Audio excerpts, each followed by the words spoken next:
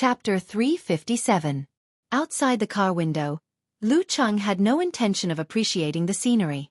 He chatted with Yan Zheka on QQ, browsed forums, Weibo and other places, and listened to his parents, second uncle and second aunt from time to time.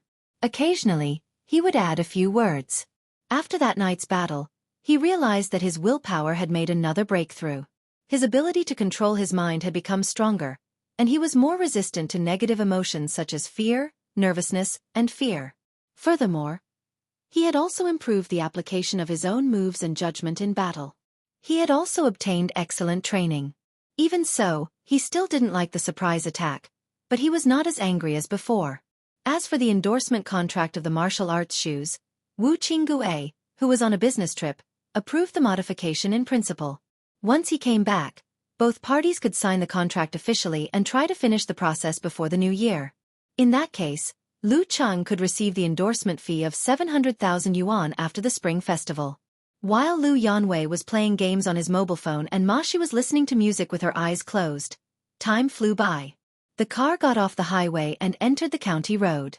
After several turns and stops, they entered the boundary of Liangtian village. "We're almost there," Lu Cheng's father, Lu Jisheng, reminded his drowsy wife and brother and sister-in-law. "We're almost there?" Lu Cheng looked out of the car window curiously, looking at the so-called hometown. Lu Yanwei put down his phone and leaned over to look at her. Ma Shi didn't notice him at all. She was still listening to the music with her eyes closed. No one knew if she had fallen asleep. Outside was a two-lane rural road with many two-story and three-story houses built on the side.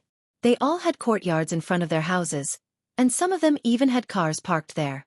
"They all have cars," Lu Yanwei murmured to himself with a complicated tone. Lu Cheng wanted to laugh. He vaguely understood his cousin's mentality. To him, going back to his hometown to worship ancestors was like a city person going to the countryside. Naturally, he had a sense of superiority. However, he found that the villagers had all bought cars. Even if the brands were not eye-catching, they were still small cars. Lu Yanwei's own family didn't even have one. The countryside is quite rich now. Lu Yanwei's mother, Wang Lily, sighed in a similar tone. Lu Jisheng's father, Lu Jisheng, chuckled. "Times are different now. There's a shortage of labor. As long as you're willing to work hard and have a skill, you can earn more than me every month. Plus, you don't have to pay taxes. Well, it's not very stable, so there's no guarantee." "That's right. I heard that it costs a lot to hire a worker these days. Not to mention carpentry and masonry," the driver interrupted. "But it can't be that every family is a carpenter and can earn so much, right?" Lu Cheng's second uncle, Lu Jiqiang, didn't hide his doubts. "That's for sure. But think about it, we're all from the same village. We can all see who has a house and a car. Who would be willing to lower themselves to others? Who would be willing to say that their partner was looked down upon by others? Then we have to follow. We have to grit our teeth and live frugally, unless we really have no other choice." The driver had traveled extensively and had seen many similar things. Lu Jiqiang smiled and said, "That's what I said. There's a lot of competition in the countryside." Lu Yanwei retracted his gaze and comforted himself. But Lu Cheng could see his disappointment and unwillingness. Lu Cheng's cousin had never been content with the status quo. He was always thinking about starting a business and getting rich quickly. Now that he was stimulated, it was inevitable that he would react. When Lu Yanwei was trying to start a business, Lu Cheng had always maintained an attitude of neither opposing nor encouraging him. He didn't want to be blamed by his second uncle and second aunt. As the car continued to move forward, more trees appeared on both sides of the road. The houses were no longer just on both sides of the road. Gradually, the atmosphere of a village began to appear. After a few turns, the Lu family arrived at the newly built ancestral hall, and saw an old man with sparse white hair standing at the door. "Debong, you're early. No traffic jams?" The old man greeted them with a smile and said to Lu Cheng's grandfather, Lu Debong. Lu Debong said excitedly, "Third brother, why are you here?" "There's no traffic jams. It's been a smooth journey." Hearing the third brother, Lu Cheng roughly knew who the old man was. He was his grandfather's cousin, Lu Deguang, his third grandfather. He was the one who called for the revision of the genealogy and the new ancestral hall. If it weren't for Lu Cheng's mother nagging about the money, he wouldn't have remembered this elder. I'm so excited, Debong. How many years has it been since we last met? You're already half buried in the earth. Every time we see each other, it's rare to see you again. Lu Deguang showed obvious joy. After greeting each other, he pulled Lu Debong into the ancestral hall and nagged. Later, you'll burn incense to the ancestors, worship them, and finish the genealogy. At noon, we'll have a banquet when Jilin comes back. In the afternoon, we'll sweep the tombs on the mountain. Jilin is so busy. You don't need him to come back, do you? Lu Debong said in surprise. It's not easy for your fourth uncle to come here. How dare he not come back?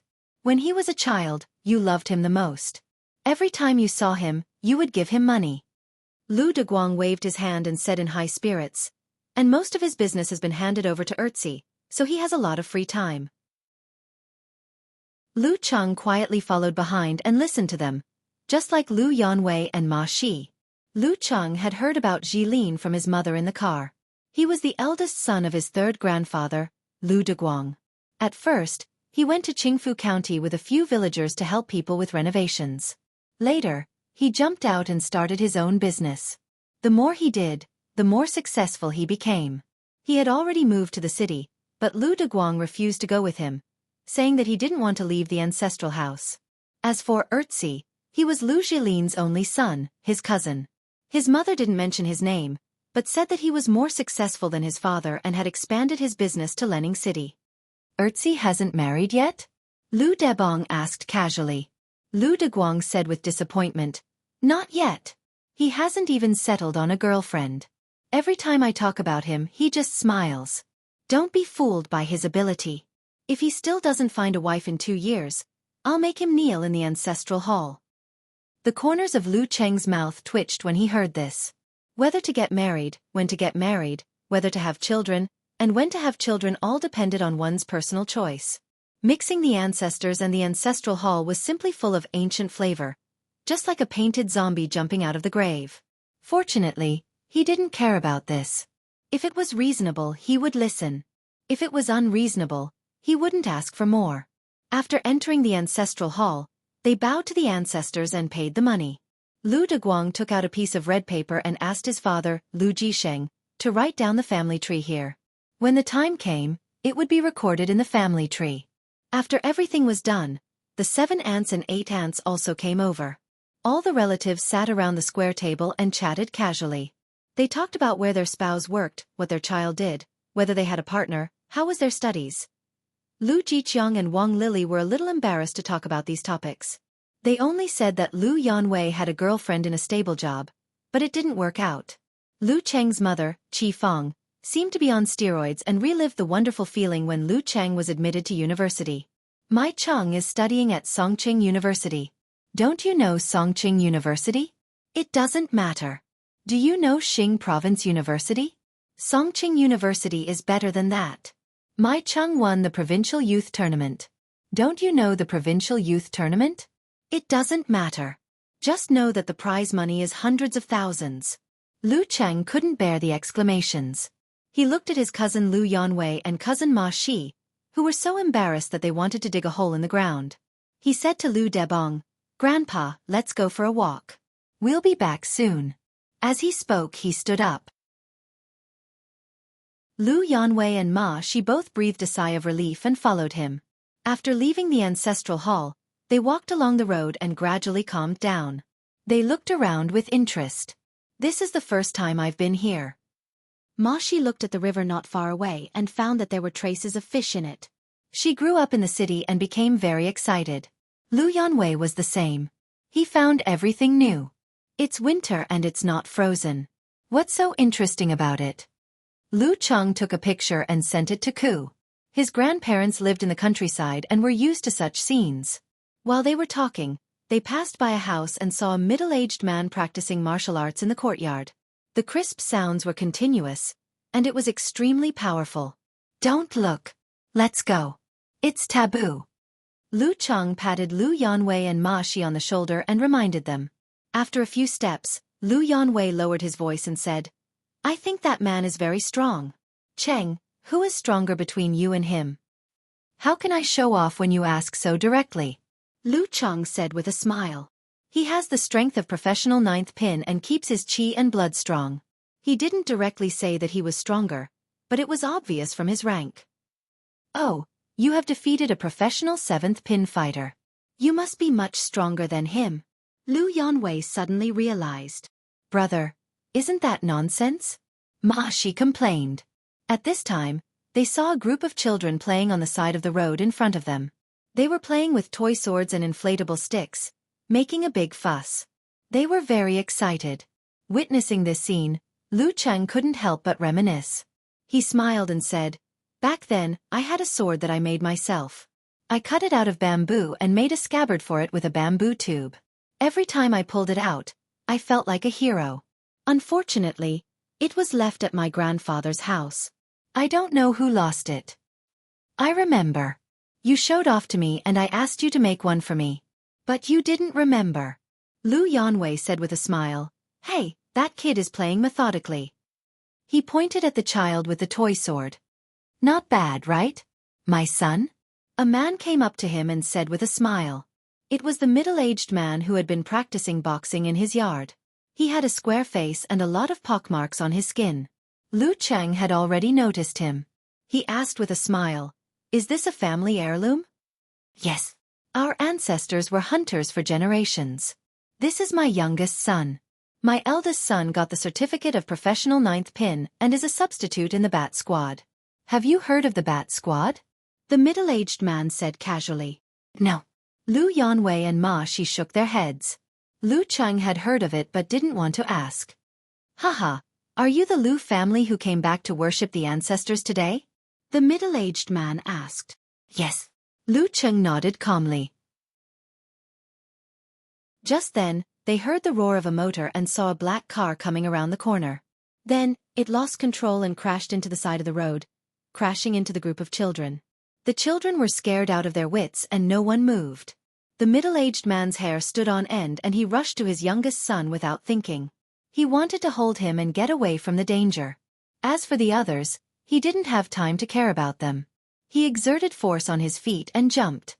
When he reached the child, he heard the sound of the engine running faster and found the black car was already in front of him. Seeing the driver with a red face and panicked eyes, the middle-aged man was angry and sullen.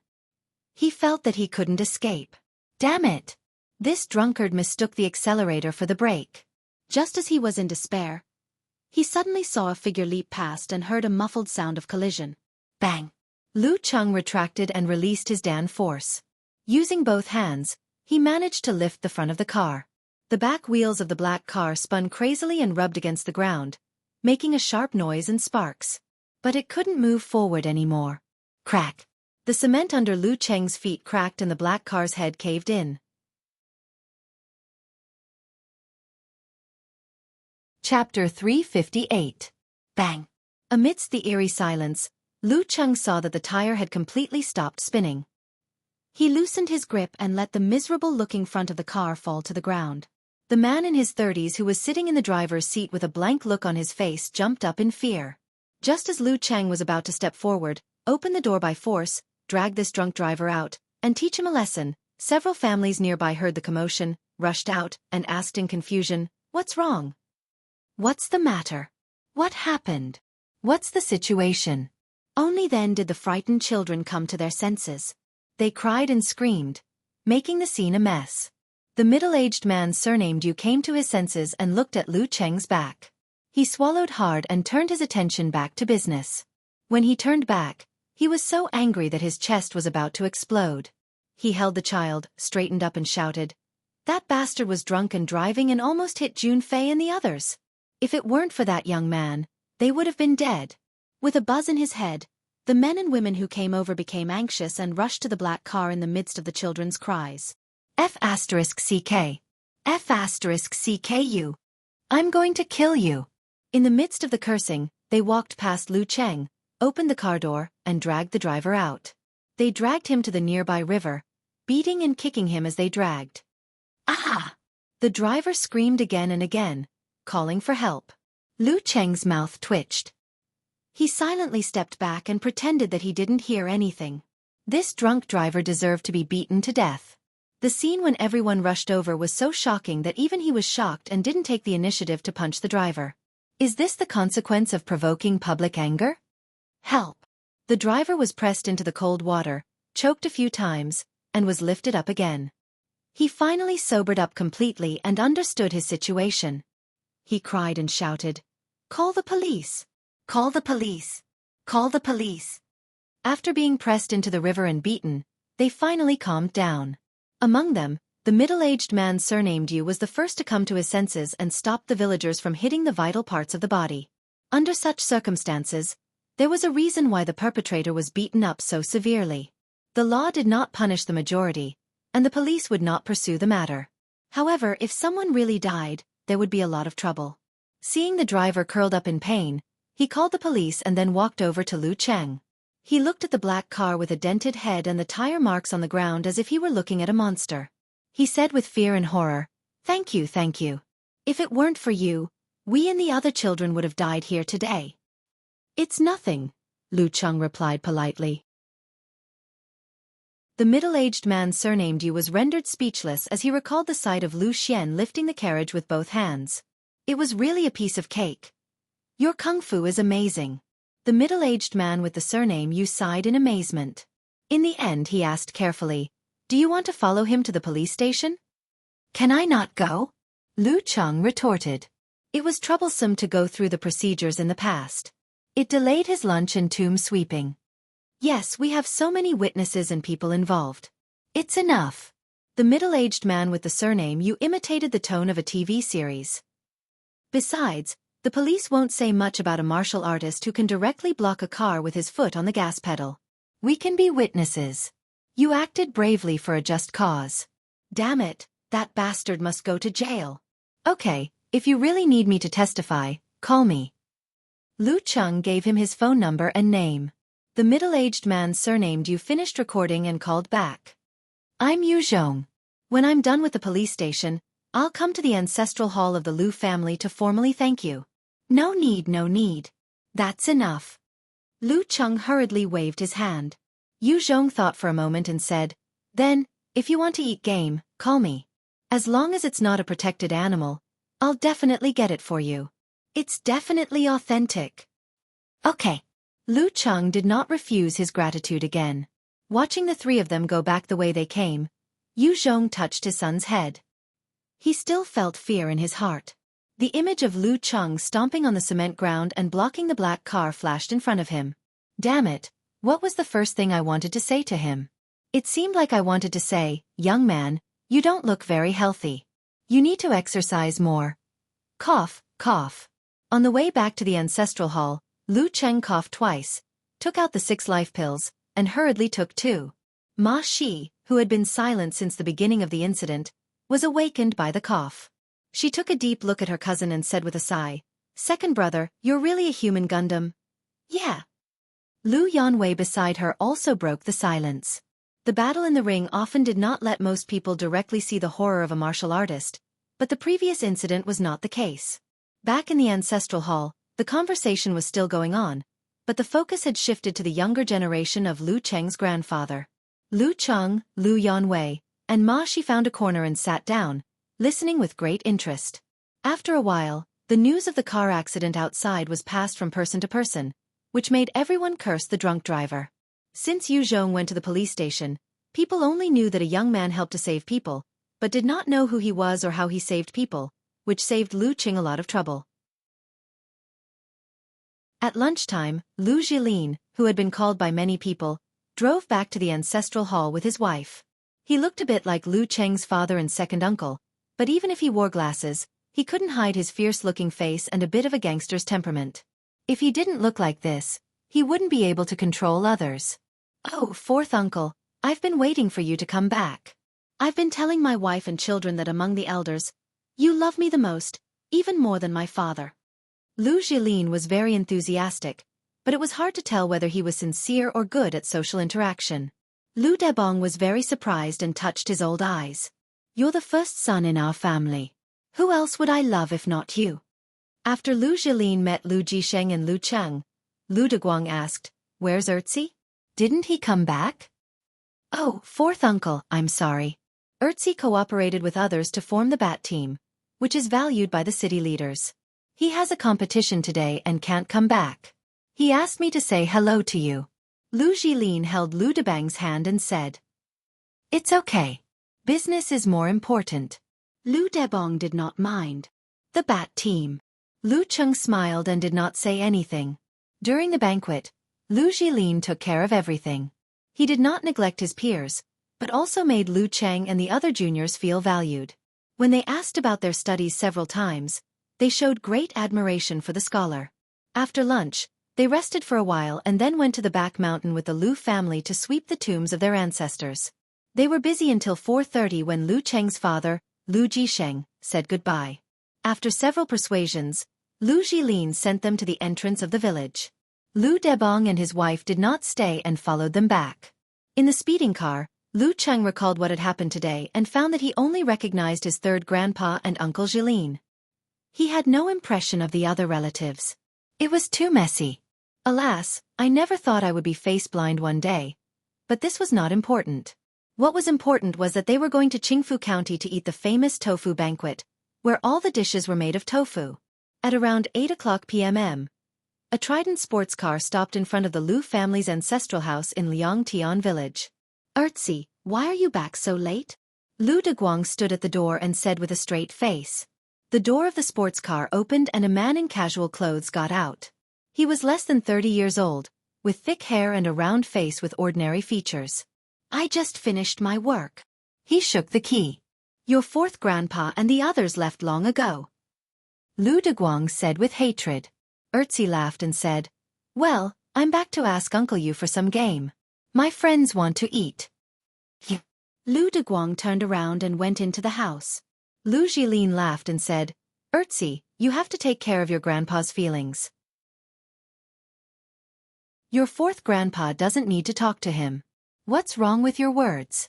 Yes. Erzi smiled carelessly. He entered the house and saw the red paper on the table. He asked casually, Fourth grandpa and the others paid the money? Is this the family tree in their area? Of course. Your fourth grandpa takes it very seriously. Lu Deguang smoked and answered in a bad mood. Erzi did not say anything. He glanced at the red paper and saw the words, Lu Yueqi, written in black ink at the top. Lu Debang. Lu Jisheng. Lu Cheng. Lu Cheng? As he watched, Erzi suddenly raised his head. His eyes widened as he looked at his grandfather and said, What's the matter? Fourth grandpa and the others are in Xiaofan? Chapter 359. Yeah. Didn't I tell you before? Lu Deguang stared at Erzi. It's been too long. Erzi slapped his forehead in regret. Back then, when his grandfather had mentioned the relatives over there, he hadn't been paying attention at all and had forgotten about it. After a few seconds he asked, When did fourth grandpa leave? Didn't I tell you? They left long ago. Lu Deguang was a little angry and took a puff of his pipe. Under Lu Jilin's puzzled gaze, Erzi paced back and forth and suddenly said, Grandpa, give me fourth grandpa's phone number. I'll call to say hello and apologize. When Lu Deguang heard this, he immediately calmed down and smiled again. That's more like it. Well, the number is. He was very happy to see that his grandson cared about his relatives.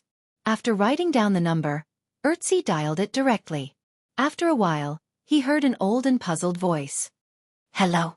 Hello, fourth grandpa. I'm Erzi.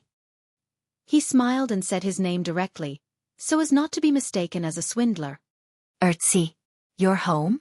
Why did you call me? Lu Debang was pleasantly surprised. Erzi said respectfully, I was too busy and couldn't make it back in time. Can I apologize to you? No, business is more important. Lu Debang was a little flattered. I remember the last time I saw you was when I was in my teens. It's a pity that I missed you. How about this, fourth grandpa? I'll come to visit you during the spring festival. Please leave the door open for me, Erzi said warmly. Okay. Anytime. Lu Debang replied happily. After chatting for a while and asking about fourth grandpa's health, Erzi hung up the phone and looked at his grandfather, who looked satisfied. Then he turned to his father, Lu Jilin, and said, "Dad, let's visit fourth grandpa's family more during the spring festival." He couldn't show too much enthusiasm. The best way was to visit relatives and warm up to them gradually. Not to mention the Wuxia club of the Ice God sect. A 19-year-old professional sixth pin of the dance stage was already a big shot. Ah! Lu Jilin looked at his son in surprise, his face full of confusion. He couldn't understand why his son's attitude would change so quickly. It was as if he was possessed. In the living room of Lu Jiqiang's house, Lu Debong put down his cell phone. Satisfied with being valued by his relatives, he smiled happily. "Erzi's not bad. Erzi's not bad. You respect your elders very much." He nagged and started to discuss Erzi enthusiastically with father and mother Lu.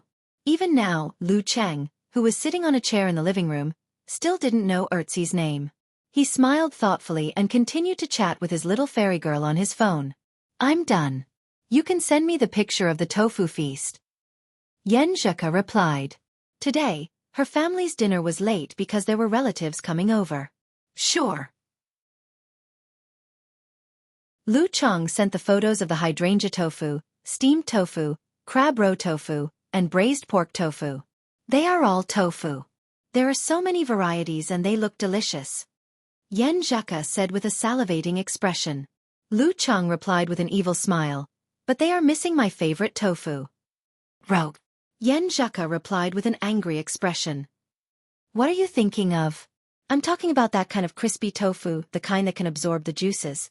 You put shredded radish in it, soak it in vinegar soy sauce, and take a bite." TSK. Am I such a hooligan?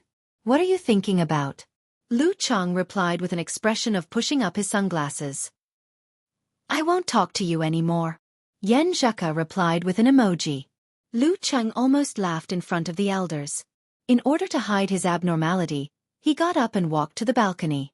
He saw his young cousin Ma Shi looking at the night scenery. Xiaofan is developing fast. Lu Cheng glanced out of the window. There were many residential areas nearby, tall buildings, and bright lights. "I'm so envious of you now." Ma Shi sighed without answering his question. Her tone was full of sadness. "Why are you so sad at such a young age?" Lu Cheng scolded with a smile. Ma Shi was amused by him. She laughed and said, "Brother, did you not go through puberty? Don't you know that kids at this age are very rebellious and sentimental?" "I wasn't rebellious or sentimental when I was in puberty." Lu Cheng was speechless. He had studied hard in junior high and high school, and his grades had paid off his hard work. Usually, he would read novels and play games. He didn't have many friends, but they were all nice people. He had never been rebellious or sentimental. As for his crush on Yen Zheka, he didn't think he had a chance at all. He just saw it as a pure and beautiful experience. Humanoid Gundam. Ma Shi couldn't help but complain. She paused and said, "Brother, I'm living on campus now." "Living on campus?" Lu Cheng asked in surprise. "Well, I always stay at home and feel unhappy when I see my parents spoiling Majala. It's better to live on campus. Occasionally, my parents call me, and I'm quite happy." Ma Shi looked out of the window and said in a mature tone that was beyond her age, "That's good. What's close to you?" Lu Cheng wanted to drop a book bag, but he couldn't remember that sentence.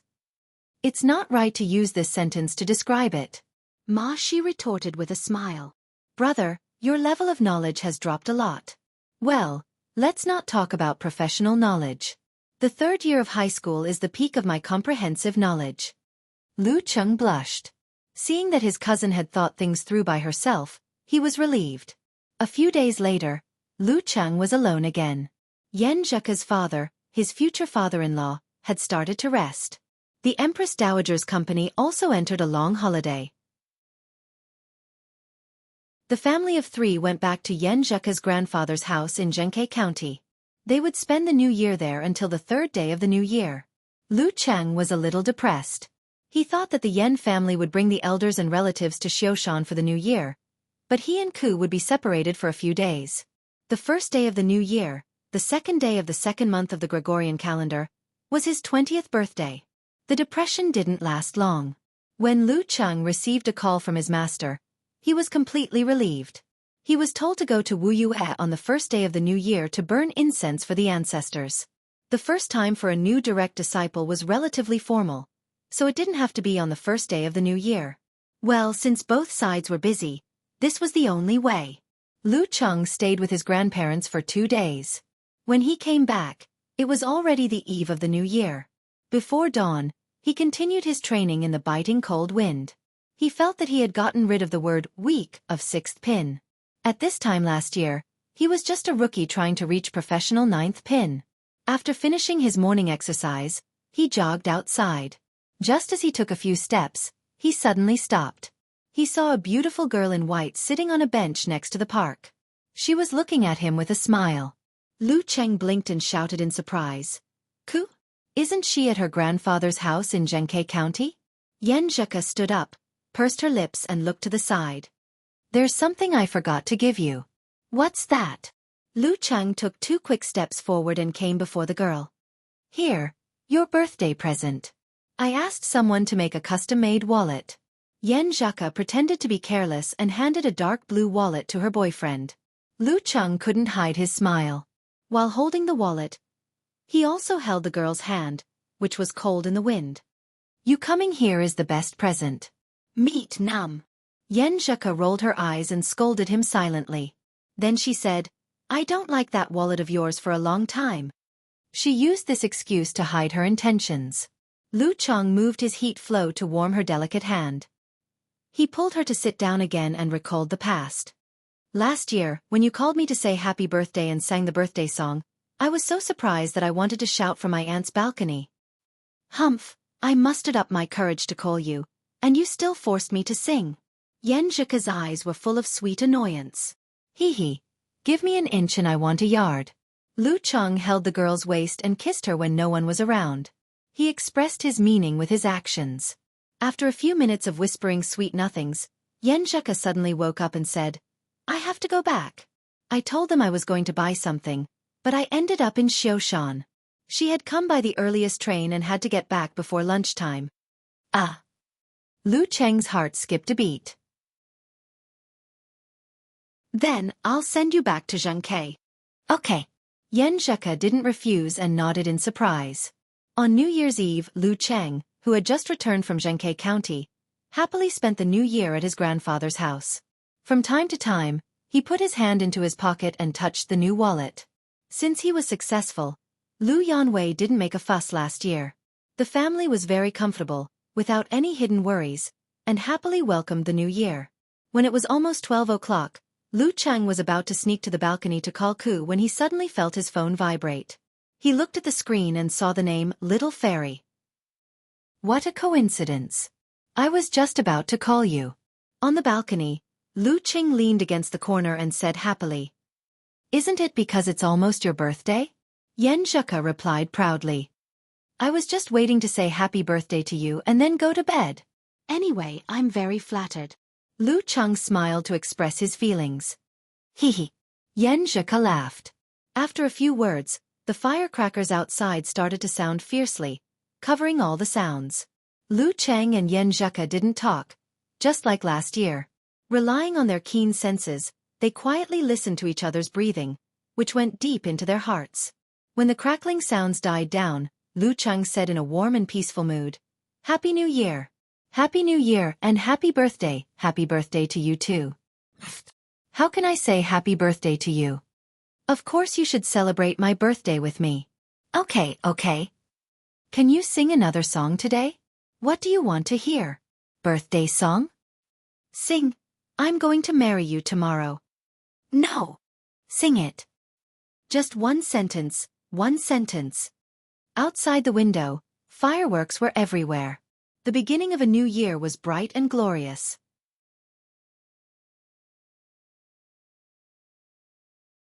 Chapter 360.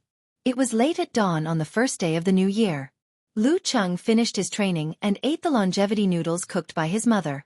Then he carried his luggage and the original proof wine. He walked out of the house in the dark, humming the melody of "You're Going to Marry Me Today." He didn't have time to browse the internet until he got on the train to the airport and replied to Yan Zheka's message. When he entered the forum, he saw a new post from Lu Cheng's girlfriend. Yan Zhaka posted last night, "Happy New Year to all of you. Sofa, let's have fun together." Brahman replied with a bouncing emoji. Wonton seller replied, "Glutinous rice ball. Good New Year to all of you. I wish myself a smooth college entrance examination and look forward to our reunion in the summer vacation. So annoying. I was squeezed into the sewer while I was eating snacks." Eternal nightfall. Yan Xiaoling knew that Yan Zhaka was going to post, but she still missed it. Well, let's rewind. Happy New Year to all of you. Happy birthday to Lu Cheng. Haha, we can't call him a 19-year-old sixth pin anymore. We have to call him a 20-year-old sixth pin. Unparalleled Dragon King laughed. I'm late, so I won't say Happy New Year to all of you. I wish all of you good health and vigor. May you have a baby soon. Okamoto's fan didn't change his attitude. Looking at everyone's joking and blessings, Lu Cheng's mood was like the sky outside, gradually brightening up as a warm sun rose. No matter where he went, there was always a group of people he didn't know supporting him. This feeling was very, very good. He arrived at Shanggao Airport in Wuxia province at noon and saw his senior sister Shi Yuejian in the arrival hall. Shi Yuejian was wearing a pair of black-rimmed glasses with no degrees. She waved her hand and said softly but far away, "Why did you bring wine to your master again? I'm afraid he won't let me in if I don't bring wine." Lu Cheng made a joke. Shi Yuejian shook her head helplessly. "You have to watch him and control the amount he drinks." Lu Cheng smiled bitterly. "Senior sister, do you think he'll listen to me? If you nag him more, he will listen to you." Shi Yu laughed and began to teach him the true scripture. That's the kind of attitude he has for his daughter. Will he beat me up if I'm like that? Lu Cheng said self-deprecatingly. "Well, sorry to trouble you." Shi Yu smiled, turned around, and led Lu Cheng to the parking lot where her sedan car was parked. Geezer Shi, who was sitting in the back row, poked his head out. His eyes lit up as he said, "Brat, you're getting more and more mature. Come to me." "Dad, don't drink so much. You've been coughing so badly recently." Shi Yuejian nagged. Okay. Just one bite at a time." Geezer Shi rubbed his temples and gave in. After getting in the car, Shi Yuejian pointed to the man in his 30s in the driver's seat and said, "Your brother-in-law, Wu Huikong." "Hello, brother-in-law." Lu Cheng greeted him with a smile. His brother-in-law was not a disciple of the Ice God sect. He was a professional manager, but he also practiced martial arts. A few years ago, he finally reached the Dan stage. Currently, he was in charge of part of the Ice God sect's industry on behalf of his master. Wu Huikong was tall and had short hair. He looked smart and gentle. As he started the car, he smiled and said, "Hello, little junior brother. Your senior sister has been talking about you for the past 6 months. She always says that my little junior brother is so powerful and has so much potential. I'm so jealous of you." "I'm not exaggerating," Shi Yuejian protested. "You don't spoil your junior brother with your praises." Geezer Shi agreed with his son-in-law and said, "This brat will become arrogant and complacent if we don't teach him a lesson from time to time." Then he looked at Lu Cheng and said, "I've helped you get the compensation for the previous incident. The internal explosion punch of the fire sect, which is a simplified version of physical invulnerability. I'll give it to you later. I'll also teach you 3 moves of the ice sect this time: North Wind, Polar, and Frost." "Okay." Lu Cheng was invigorated. Geezer Shi glanced at him and said, "I could have asked for more, like the explosive punch.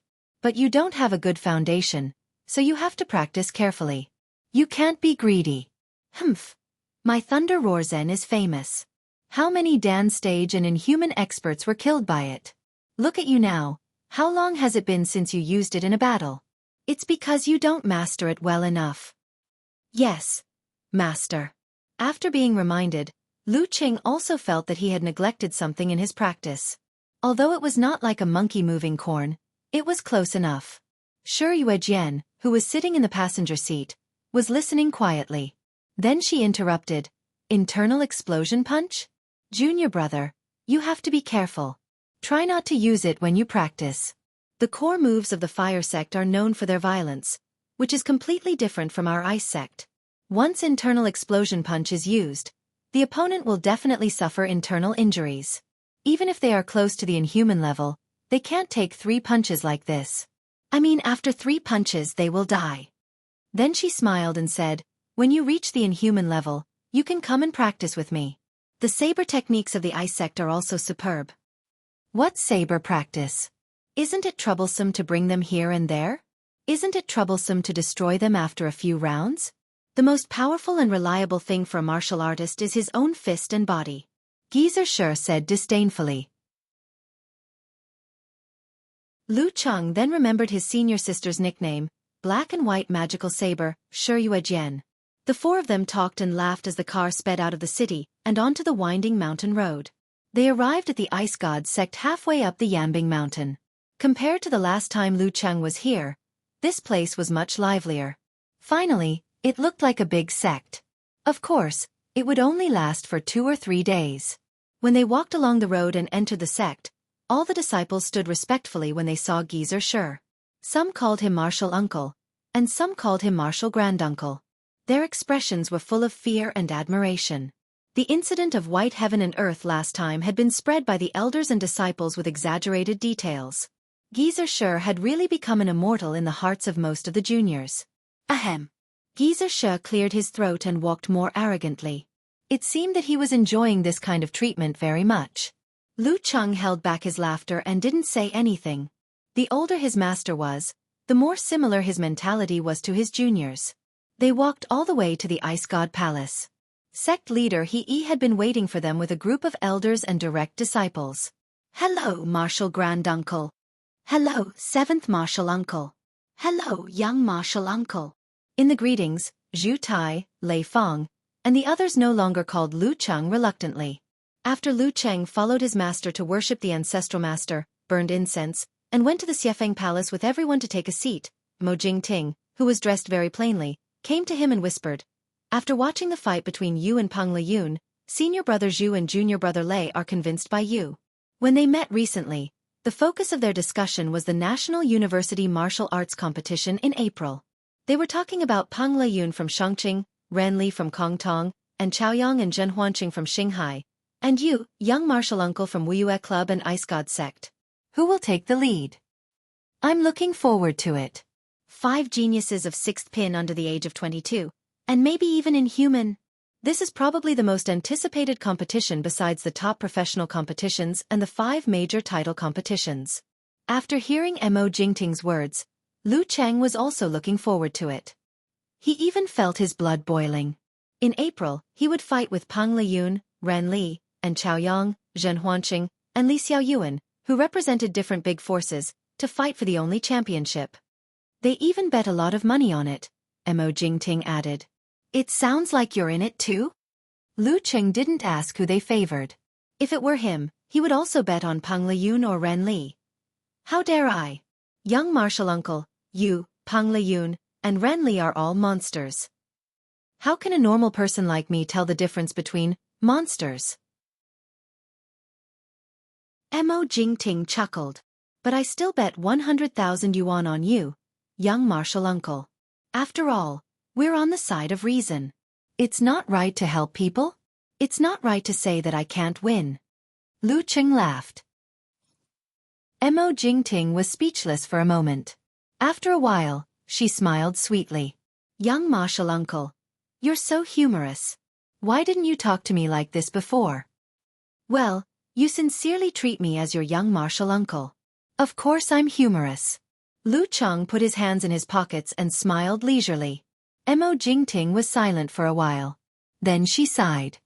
Young martial uncle, are you really only 19 years old? I'm 20. Thank you. While speaking, Lu Cheng's mind had drifted to April, to the National University Martial Arts Competition. Who will be the hero when they are young? While yearning and looking forward to it, Lu Cheng didn't forget that his foundation was not solid enough. If he wanted to compete with Peng Liyun and the others, he still needed to go a long way. While Lu Cheng was worshipping the ancestors in the Ice God sect, the Lu family also welcomed guests. In Lening City, there was a custom of not visiting relatives on the first day of the new year. So Lu Jilin and his son came to Xiaofan to visit. Lu Debong was very happy about this. He invited the whole family of his eldest son, Lu Jisheng, and youngest daughter, Lu Jixian, and set up a big table.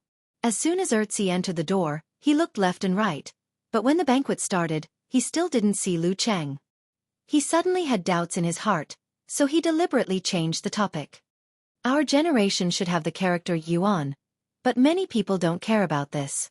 Yes, you're called Yuan Chong, and he's Yan Wei. Both of you are in the Yuan generation, Lu Debong said with a smile. We don't care about it when it comes to Cheng. In that case, should Cheng be called Lu Yuanqing? Lu Yanwei said with interest. Ma Shi interrupted. No, it's more appropriate to call him Lu Yuanba. This made everyone laugh. Erzi and Lu Yuanchong seized the opportunity and asked, Cheng? He's not here, right? He went to Wuyue to pay a New Year's visit to his master and burn incense for his ancestors. Qi Feng answered proudly. He went to Wuyue. Erzi looked at his father and felt disappointed. After the banquet at noon, Geezer Shi found Lu Cheng and smiled. Your martial uncle sect leader asked if you want to take a task. What task? Lu Cheng asked carefully. Go to Haishi sect, Dinghai sect, and Hanqi sect to pay a New Year's visit on behalf of the Ice God sect. Geezer Shi smiled kindly.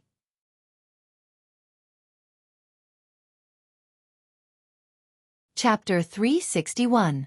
Lu Cheng was taken aback by his master's unusual smile. You don't want me to challenge them, do you? What are you thinking about? Geezer Shi scolded him with a smile. Haishi, Dinghai, and Hani don't have any physical invulnerability experts. You're just a sixth pin fighter. No, you haven't even gotten a sixth pin certificate. How can you challenge them? Are you tired of living? Lu Cheng didn't let down his guard. He said carefully, I'm talking about the competition between the younger generation. Geezer Shi gave him a, you're thinking too much look. You've been compared to Peng Liyun and Ren Li.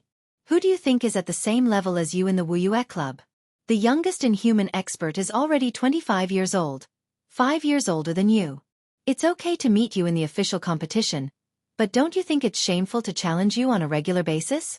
Even Peng Liyun would lose in this kind of competition. As for the younger sixth pin fighters, the youngest one is 23 years old. Not to mention that he has practiced martial arts for a few years longer than you. He might not be able to suppress you in strength. If he challenges you, he won't be proud, but if he loses, he'll be humiliated. Who would be so stupid to do such a thing? And you can't be so arrogant as to propose a competition with other kids, right? You're right. Lu Cheng nodded. Then why did you ask me to pay a New Year's visit? Is it just a simple New Year's greeting? Geezer Shi laughed. It's not that simple. Think about it. You're the only fighter in the younger generation who can compete with Peng Liyun and Ren Li. If you stand there, you'll make our sect proud, right? You don't even need to do anything. The boys and girls from other sects will feel ashamed. So you're using me as a tool to show off. Lu Cheng suddenly realized. What if the young disciples from other sects are impulsive and challenge me? Are you afraid? Geezer Shi stared at him. No. A smile appeared on Lu Cheng's face. He pondered for a while and asked, But why are you smiling so strangely, master? He was so amiable. He couldn't help but feel scared. He always suspected that something was waiting for him. That's how I always smile. Geezer Shi didn't admit it. Lu Cheng looked at him doubtfully, showing his disbelief. Geezer Shi let out a heh, and poured out 2 drops of wine into his mouth. He moistened his throat and said, If you want to represent the Wuyue Club's part of the top competition, you might be excluded. In that case, you can consider Longhu and Shushan study. Heh, a man's ambition is to travel far and wide.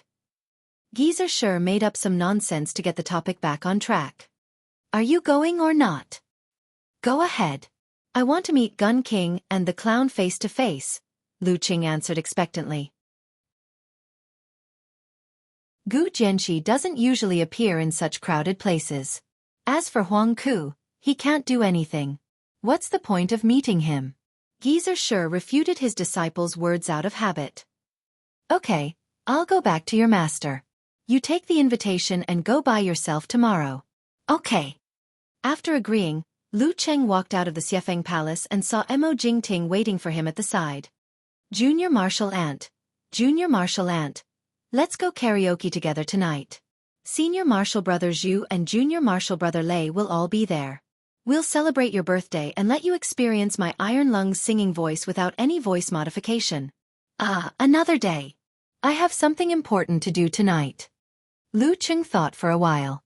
Something important? Mo Jingting rolled her eyes. Okay, I'll ask you out later. The important thing was that he had to spend his birthday with someone important. Lu Cheng ate the birthday cake prepared by his senior sister and practiced the Ice Sex 12th move, North Wind, 17th move, Polar Ground, and 28th move, Frost. As for the Fire Sex simplified implosion of physical invulnerability, Geezer sure didn't bring it because it wasn't appropriate to practice it in the Ice God sect. He planned to practice it after they went down the mountain. After finishing these, Lu Cheng called his mother, Qi Fong.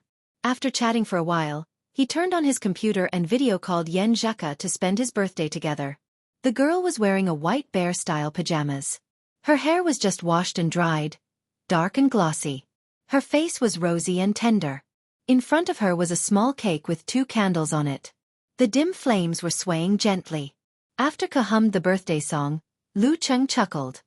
I think the 20th birthday is a good sign. Look, there are 2 candles in pairs. It was a custom in Xiaofan to use a thick candle to represent the whole 10th birthday. Yan Zheka pursed her lips into a smile and complained as if she had been led astray by her boyfriend. Then wouldn't your 30th birthday be terrible? The 3 candles were like 3 sticks of incense. As soon as she finished speaking, she spat twice. Children's words carry no harm. Just use a candle with a 3 and a 0 on it. When you said that, I didn't realize it. I thought 3 candles on my 30th birthday would be terrible. Isn't it a symbol of a family of 3? Lu Cheng chuckled. A family of 3. Yan Zheka turned her head and looked to the side. Okay, make a wish. I'll help you blow out the candles. You said it yourself.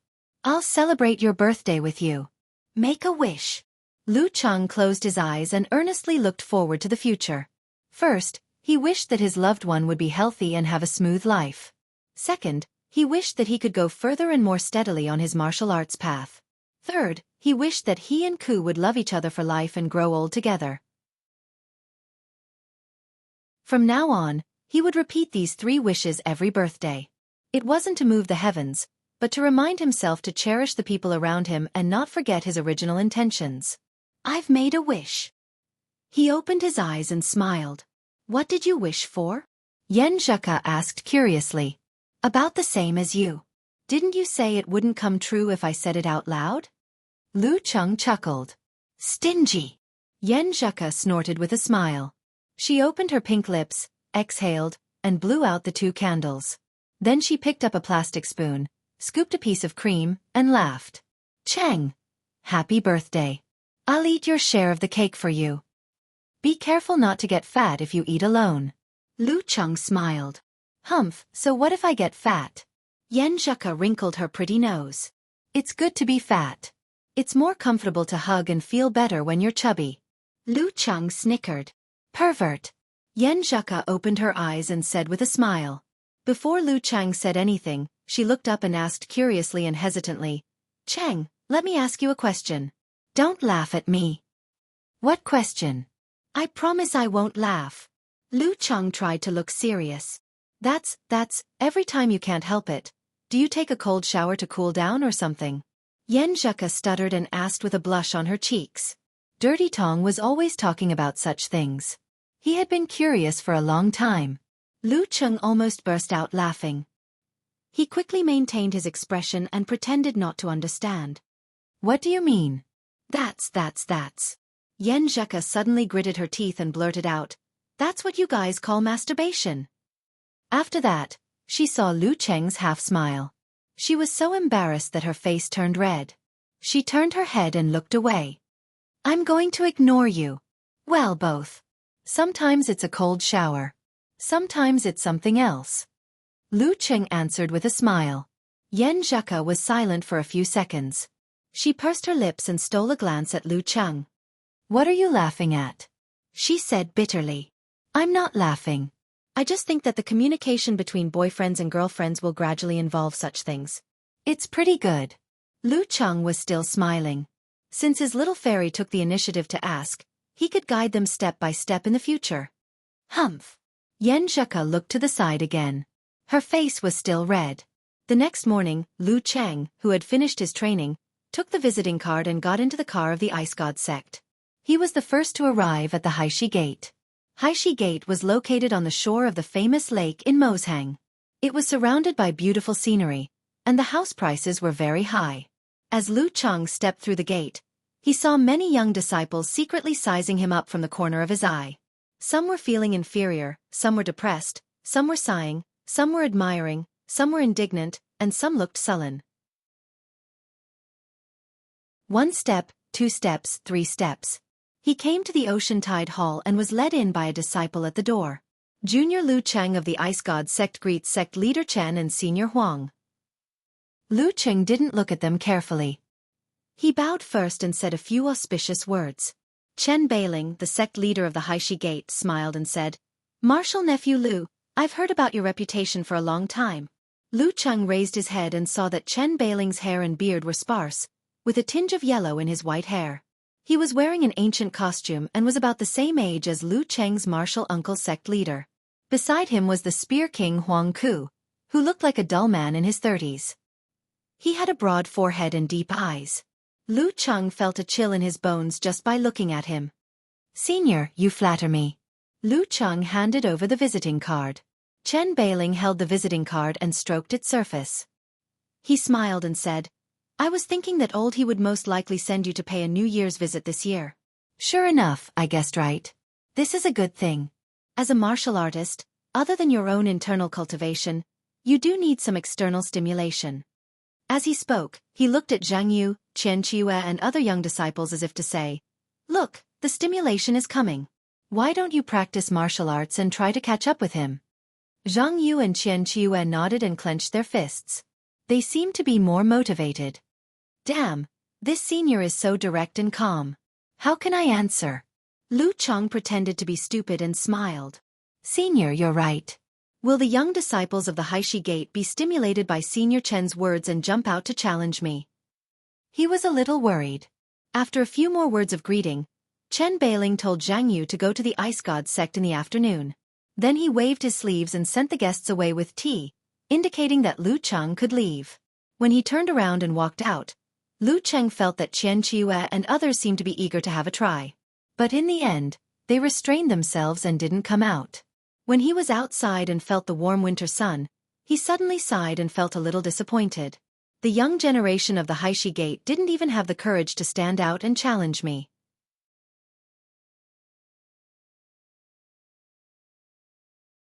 Chapter 362. After that, Lu Cheng went to Dinghai sect and Hanqi sect.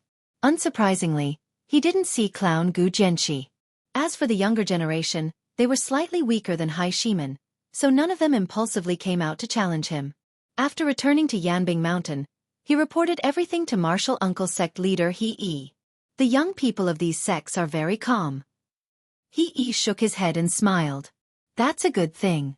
You've messed up the internal situation of the Wuyue Club and stimulated everyone to work harder." What he meant was that Zhang Yu, Lei Feng, Qian Qiue, and the others had all entered the sect when they were in their teens. Their peers had watched them grow day by day and had long been used to falling behind. They had also slowly become arrogant. It was only when Lu Cheng descended from the heavens and entered this situation that they broke the inherent understanding and stirred up various emotions among the disciples. Well, Uncle Master knows about the catfish effect. Lu Cheng didn't continue the conversation. He left and went down the mountain with his master and returned to Shi Yuejian's villa.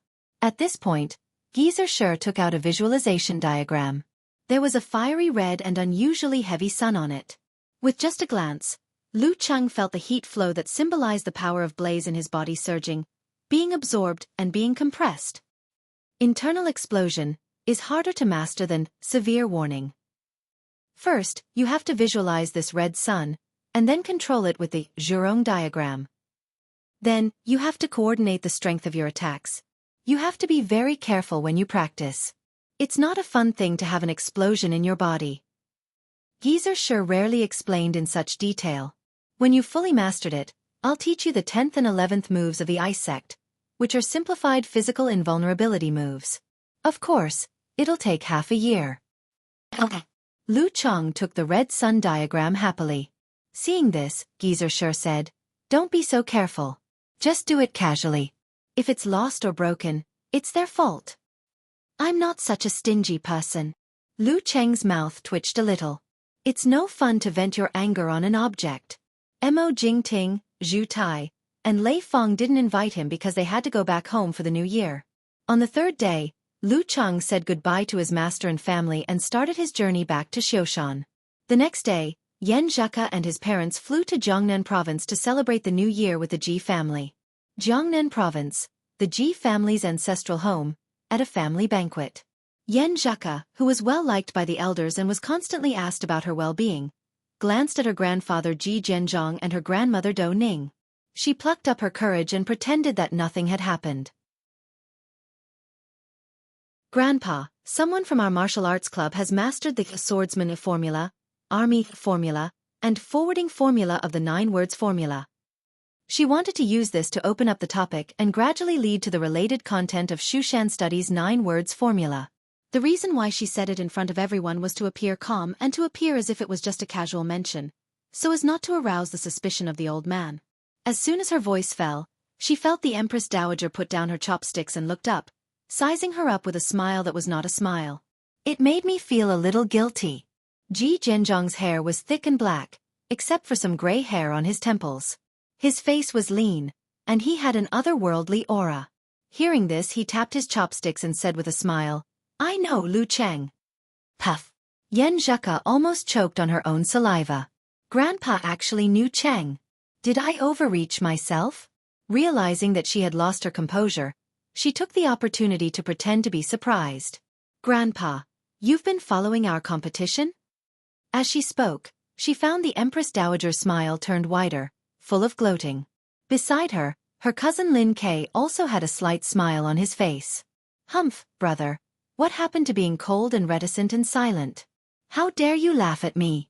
Under the confused gazes of Yan Kai, Ji Lingxi, and the others, Ji Zhenjiang shook his head with a smile and said, "This young man has become very famous recently.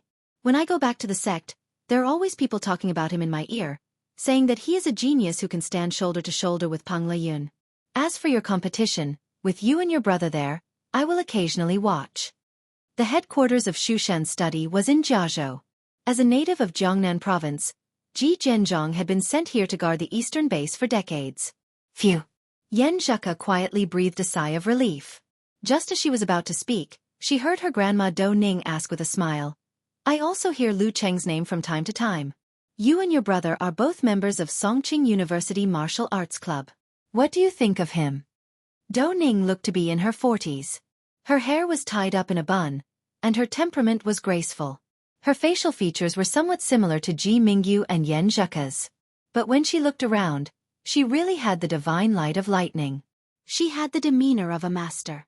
"Granny, why do you ask?" Yan Zheka blinked her eyes and acted cute. "How can I answer this? How embarrassing would it be if I praised him so much?" Because she had to travel between Jiangnan and Xiaoshan when she was young, and there were several northerners in her family, she was confused with the way she addressed her elders. She no longer used the combination of grandpa and grandma, but grandpa and grandma. When she started studying, it had become a habit and she was too lazy to change it. "I'm just asking." "Is it hard to answer? Just say what you want to say." Dou Ning said with interest. "You too tell me." She was looking at Lin Kei and Yan Zheka, not including Ji Lingxi and Ji Diyan. Feeling Empress Dowager's gloating gaze and her father's interested gaze, Yan Zheka looked up and tried not to look so gentle and sweet. She pursed her lips and said with a smile, "He's a very talented and hard-working person. Well, he's also very nice." "Very, very nice." At this moment, Lin Kei spoke up in a timely manner, attracting everyone's attention. "Very good, very good." His words were concise and comprehensive, but it made everyone more curious about Lu Cheng. When did our Ice Prince praise other martial artists of the same generation like this? Yan Zheka listened with gratitude and pride. She was proud that her cousin had such a high opinion of Cheng, and grateful that he helped to divert the attention of her relatives. Not bad. It's good to have such a teammate, just like the Dragon King and the Warrior Sage. Only by encouraging and chasing each other can we achieve our current achievements. Ji Zhenjiang nodded with satisfaction. Over the past year, thanks to this, you've improved faster than I expected. Now you have the strength of a professional 7th pin, and there are signs of the genetic mutation of your root pulp. Practice hard, but don't be impatient. Being slow doesn't mean you can't go far. After seeing Lin Ke nod slightly, he turned to look at his favorite granddaughter and said, "Ku, why did you mention Lu Cheng?" Puff. Yan Zheka almost choked on her own wine. She quickly replied, "Grandpa, I didn't want to mention Lu Cheng. My focus is on the 9 words formula. The 9 words formula. Didn't Xiaofan study collect many things related to the 9 words formula? Why haven't I seen anyone master it?" Ji Zhenjiang rubbed the wine glass and sighed. Since the 9 words formula flourished until now, there have been too many wars. Many ancient books and objects have been seriously damaged. The illustrations of the 9 words formula in the sect have long lost their essence and charm. Only the ancient sounds and seals are relatively complete. What a pity! Yan Zheka sighed from the bottom of her heart. Yes, but we don't feel inferior to the ancients. If the seniors can create the 9 words formula, can't we restore it? In recent generations, there have been people in the sect trying to figure out the meaning of the words based on the sounds, body, and ancient books. Ji Zhenjiang's tone was calm, but it contained a sense of ambition. Under the curious gazes of the crowd, Yan Zheka asked with concern, "Have they made any progress?" "I'm not sure about that. I'm not in charge." Ji Zhenjiang smiled. "It seems that the key is still missing. Grandpa, can I have a look at the notes?" Yan Zheka asked tentatively. Ji Zhenjiang thought for a moment and said, "If there is no substantial progress in the reverse analysis, it's okay to let you have a look. But if it's close to success, you can only look at the notes of the predecessors. Haha, maybe you'll have a flash of inspiration and come up with something by chance, right?" Yes. Yan Zheka answered happily. If she could show it to herself, it wouldn't be a secret of the sect. It would be fine as long as it wasn't leaked. But if she showed it to Chang, would it be leaked? Maybe Cheng really figured out something, and she could make a contribution to the sect. In her excitement, she glanced at her mother, Ji Mingyu, from the corner of her eye. She saw the Empress Dowager's disdainful expression.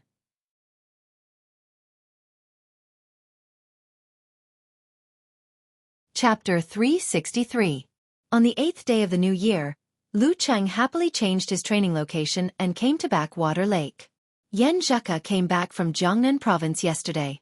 In the early morning mist, not long after he sent the message, he saw the girl wearing a white martial arts suit with her hair tied up in a ponytail, jogging out of the villa district. Their eyes met, full of warmth. One after the other, they turned into a fork in the road and approached the familiar place. Lu Cheng quickened his pace and soon stood shoulder to shoulder with Yan Zheka.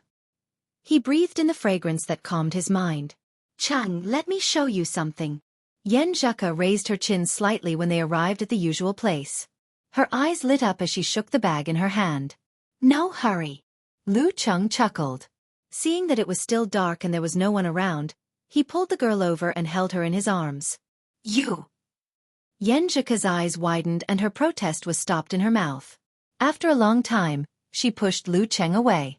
She brushed her messy hair and said, "I'm talking about something serious." "Something serious. That's more important." Lu Cheng chuckled. "Humph." Yan Zheka pouted and turned her head. She happily passed the bag in her hand to him. "Here for you. The 9 words formula." Lu Cheng had guessed. "Yes. My grandpa called Xiaofan study and asked someone to send it to Jiangnan."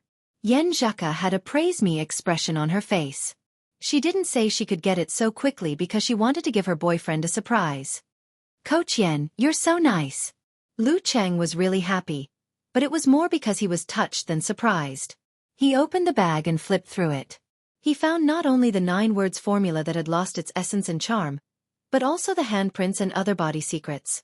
There were also the words and related notes written by several generations of Xiaofan study masters. Each of them had their own charm and characteristics. Of course, They were all wrong to give to Yan Zheka. For others, it would be very difficult to find the useful parts from the false. But for Lu Cheng, it was a piece of cake for him to verify it with his Jindan. How is it? Yan Zheka pursed her lips and raised her head. It's a serious matter. But didn't I say that it was a more important matter? We can't reverse the order. Lu Cheng deliberately raised his eyebrows. You are becoming more and more improper, Yan Zheka said angrily, but her eyes were overflowing with unconcealable joy. After completing the daily routine, Lu Cheng glanced at the girl who was seriously practicing the meteor force. He took out a stack of notes from the bag, studied them carefully, and tried to visualize them for trial and error. Lin. He clasped his hands together to form a seal, and in his mind, he outlined the 19 different confrontation characters written by the seniors of Shushan study. He didn't specially complete the visualization.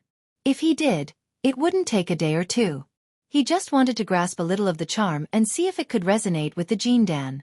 As the confrontation formula was uttered, the nebula at his lower abdomen continued to move slowly without any abnormalities.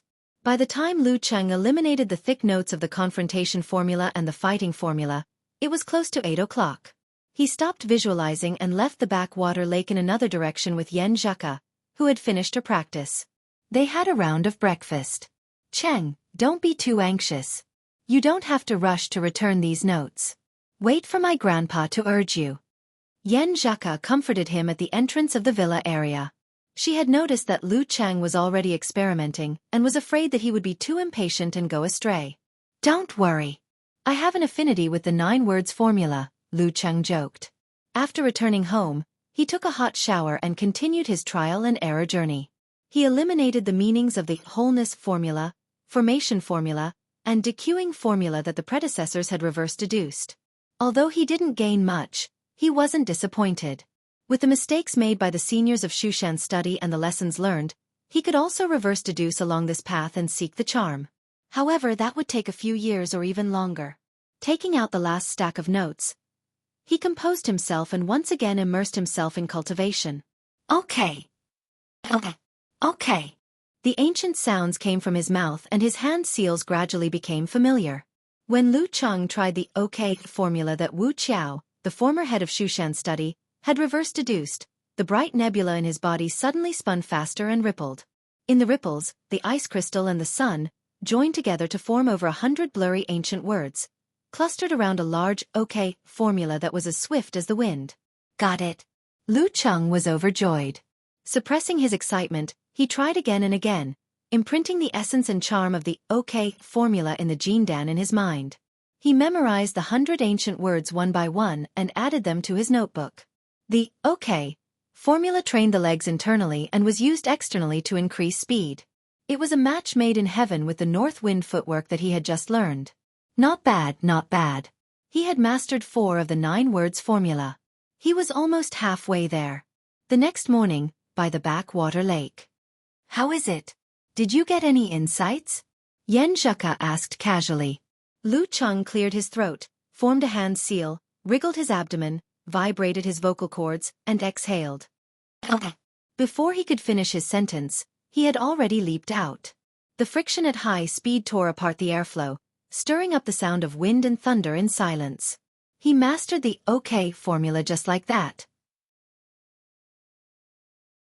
I just gave him the information yesterday. And it was just a summary of errors, not a specific method of practice. Yan Zheka was stunned. Her pink lips opened little by little, almost forming an O shape. Coach Yan also enjoyed the same treatment as Coach Shi. I only mastered the OK formula. I don't know the rest yet. It will take me a few years to master it, Lu Cheng said modestly, chuckling. You and the 9 words formula are really fated. Yan Zheka came back to her senses at his words. She was half dazed and half amazed. She really wanted to bite Cheng and see if he was still human. Noticing the girl's teeth-grinding expression, Lu Cheng coughed and changed the subject. I'll see if I can imitate the charm of the attainment formula. That way, you can practice it and take it back to Shushan study. If it works, I'd like to exchange the attainment formula for my master's approval. I'll teach you the swordsman formula. It'll be very beneficial for your body. Yan Zheka listened to his long-winded speech. The surprise in her eyes faded and was replaced by a bright light. Okay, she answered with a faint smile. This time, she didn't want to bite Cheng. She wanted to kiss him. In the next few days, Lu Cheng bought ink, a brush, and good paper. He wrote the attainment formula over and over again, trying to imprint the feeling of being as swift as the wind on the paper. He failed again and again, wasting stacks and stacks of paper. Before the end of the winter break, he finally grasped the true meaning and method. He visualized and wrote at the same time. As he started to write, the attainment formula gradually formed. Suddenly, a wind blew in the room, blowing away the waste paper beside him. Lu Cheng put away the brush and stared at the end of the paper. He saw an ancient attainment formula, as if formed by the wind. Sigh. My understanding is still lacking. I'm afraid it's only 1/10 of the real attainment formula. But it's enough for Ku to get started. He sighed and glanced at the calendar. There were only 2 days left before the leisurely end of the winter break. But before that, there was still something he had to do. The next afternoon, with the help of Xing Chenggu and Director Xing, he went to the prison 100 kilometers away and met Wang Su in the reception room. Wang Su was wearing a gray prison uniform. He was bald and had shallow scars on his cheeks. His expression was sentimental. How are you? Are you okay? Lu Cheng asked first. It's pretty good. Director Xing has already spoken to them. The few bosses in the prison take good care of me. No one bullies me. Wang Su answered very happily. He had seen how the prison bullies dealt with other people. At this point, Wang Su recalled the past and smiled bitterly. I regret not listening to you. If I had left Lu and the rest earlier, I might have bought a house and gotten married by now. If you behave well, you might be released before I graduate. You'll still be young then. You can do whatever you want. Lu Cheng comforted him. Okay. Wang Su took a deep breath and nodded. The two didn't have much in common. Lu Cheng talked about the neighborhood for a while and was about to leave. Before he left, he asked with concern, You don't look well. You don't look so good. There are dark circles under your eyes. Are you sick? No, I just can't sleep well. I keep thinking about what happened that day and have nightmares. Wang Su's eyes were still filled with the fear of that day. You can sleep well with sleeping pills. You can't sleep without them. Lu Cheng pondered for a while, then turned to the guard beside him and asked, Do you have ink, paper and a pen? If not, ink and paper will do. The guard didn't refuse and said enthusiastically, I'll get someone to look for it. What are you going to write? Wang Su asked, puzzled. I'm going to draw a talisman for you. Lu Cheng replied half-jokingly. Ah. Wang Su was even more puzzled. After a while, another police officer came over with ink and a piece of white paper. Lu Cheng unfolded the paper and dipped his finger in the ink. Then he closed his eyes and sketched in his mind the ancient character that suppressed negative emotions. Using his finger as a brush, he danced like a dragon and a phoenix. An ancient character for Qian appeared before Wang Su's eyes. Hang it in your cell and look at it for 5 minutes before you sleep. Lu Cheng wiped his finger with the rest of the paper. Will it work? Although Wang Su felt that the character was very reassuring, he couldn't believe that a Taoist could draw a talisman. There's no harm in trying. Lu Cheng replied with a smile. That's true. Wang Su nodded. At night, Wang Su hung the Qian character on his bed and looked at it carefully for 10 minutes before he fell asleep. The next morning, when the first ray of light shone into the cell, he opened his eyes and woke up naturally. He felt refreshed. It really wasn't a dream. Wang Su sat up in shock and stared at the Qian character on his bed. He felt that it was mysterious and powerful.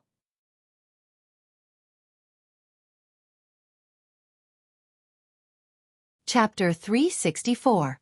On the 13th day of the first lunar month, Lu Cheng carried his luggage and said goodbye to his parents.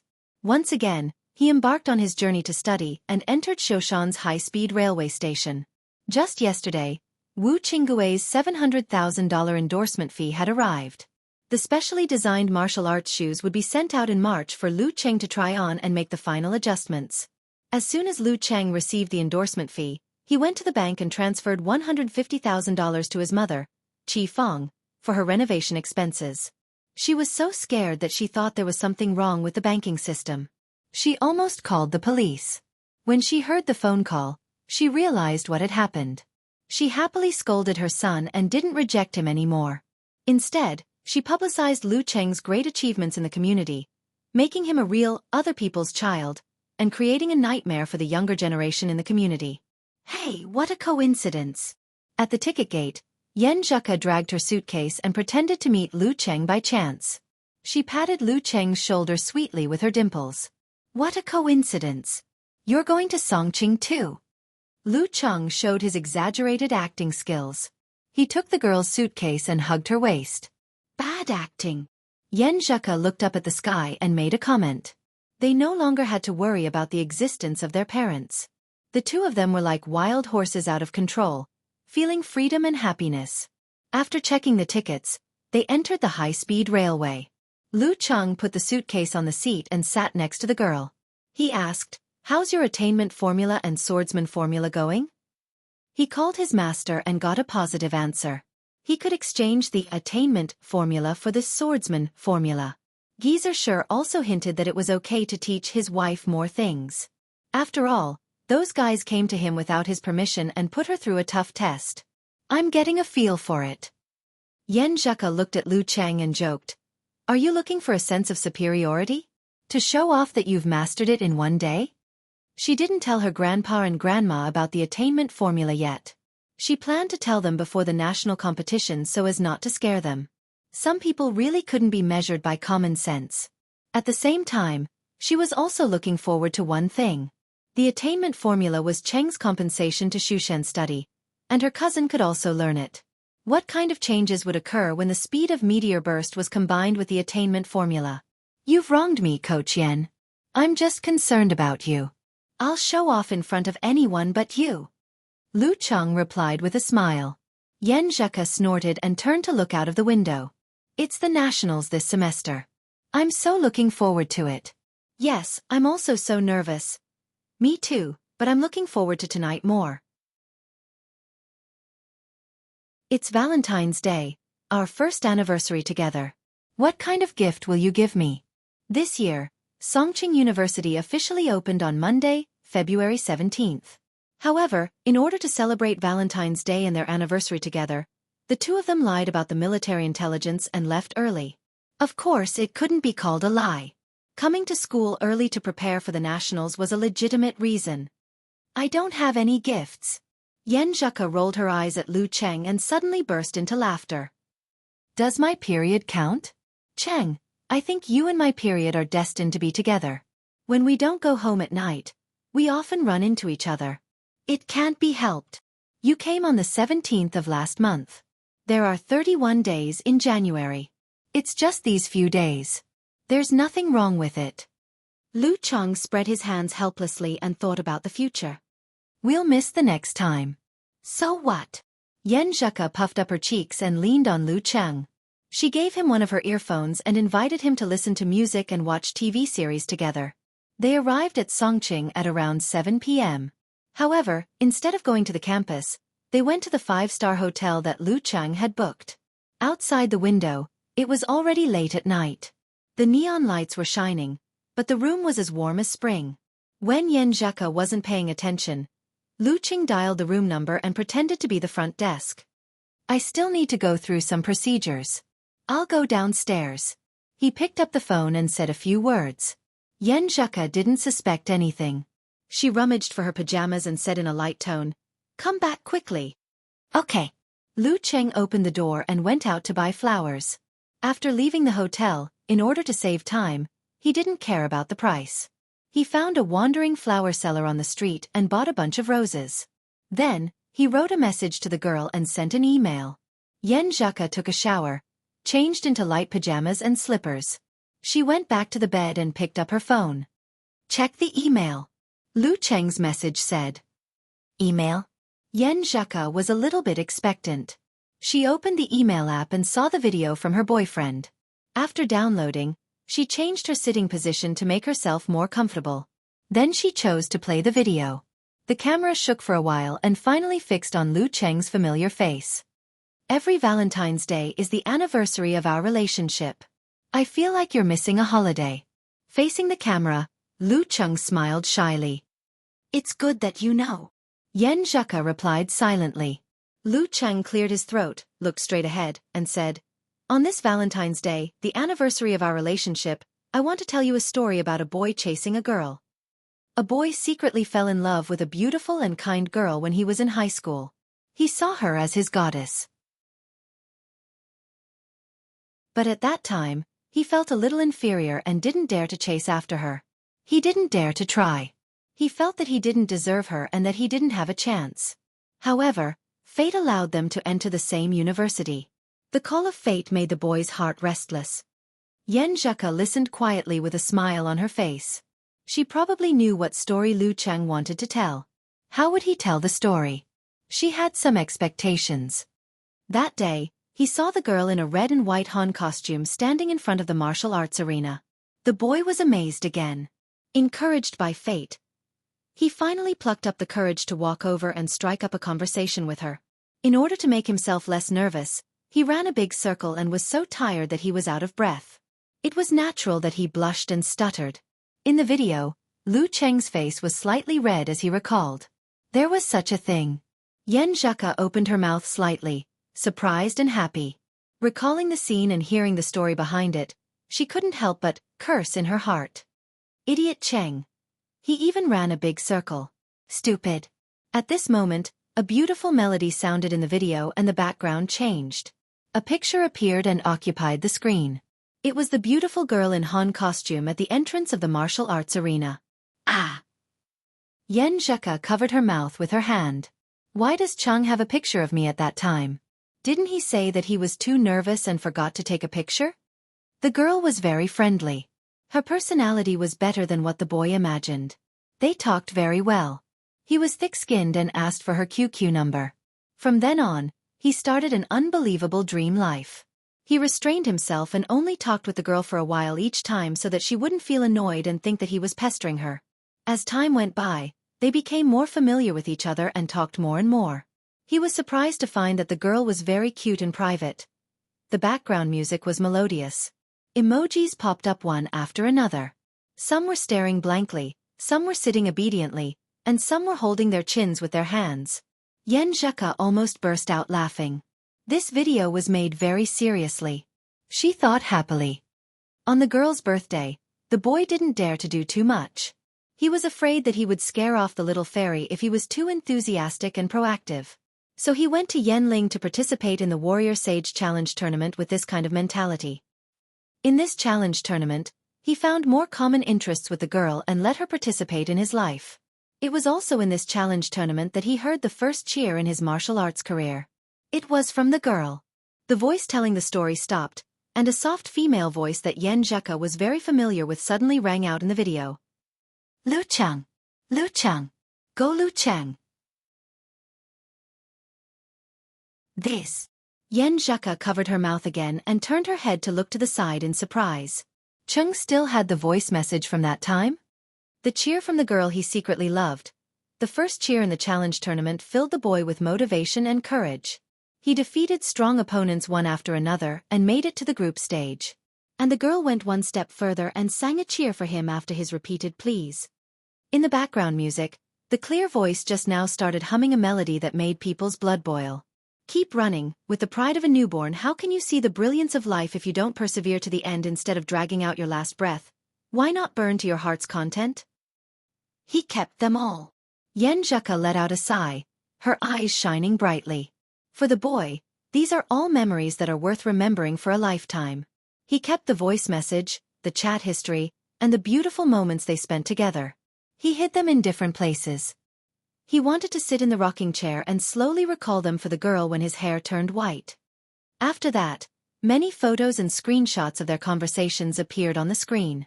Lu Cheng's voice guided Yen Zheka back to the past, reliving the beautiful feelings of the past year. On New Year's Eve, the two of them held their phones, quietly listening to each other's breathing and welcoming the new year. In the early hours of his birthday, the girl called and sang a song of blessing.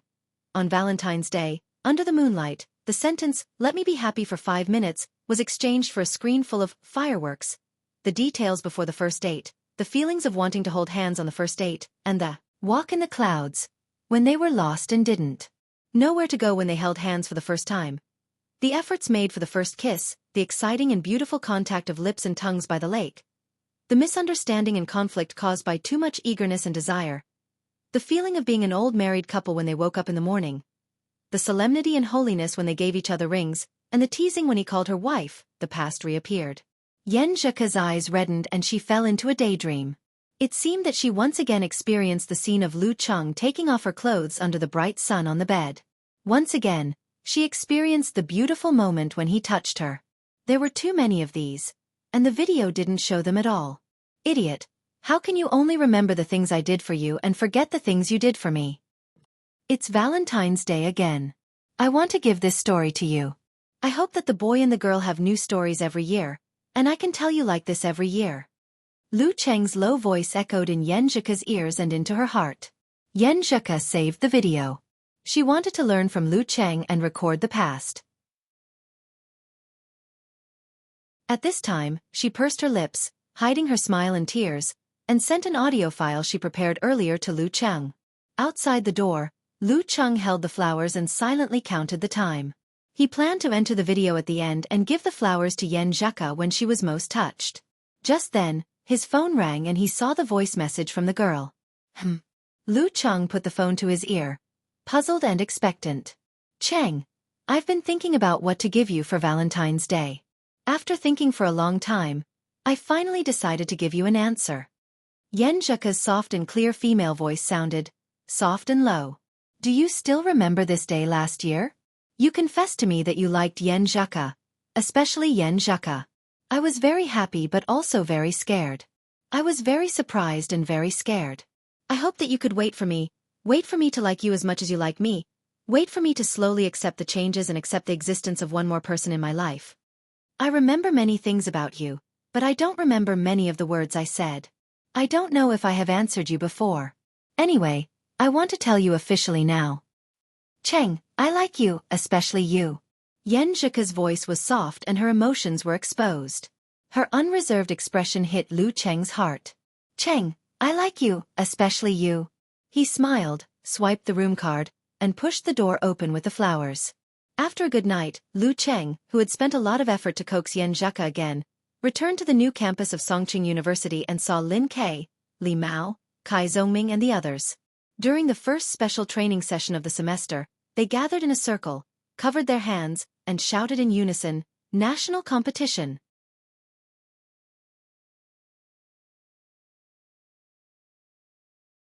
Chapter 365. National Competition. After everyone in the martial arts club shouted, Xu Rui signaled the cameraman to stop recording. She stood in front of the team, bowed slightly, and said with a sentimental smile, "Thank you for your care and cooperation in the past few months. There are more than 40 days left, so I have to say goodbye. Our team wishes you all the best in the national competition." Xu Rui was an outstanding beauty. She was reliable, neither cold nor arrogant. Since the beginning of September, except for the holidays, she had come here every few days to film their daily lives. She was familiar with the members of the martial arts club and had made friends with them. Therefore, when they heard her words, they all expressed their reluctance to see her go and sighed with emotion. In such an atmosphere, the first special training of this semester began. Everyone held their breath and worked hard for the national competition.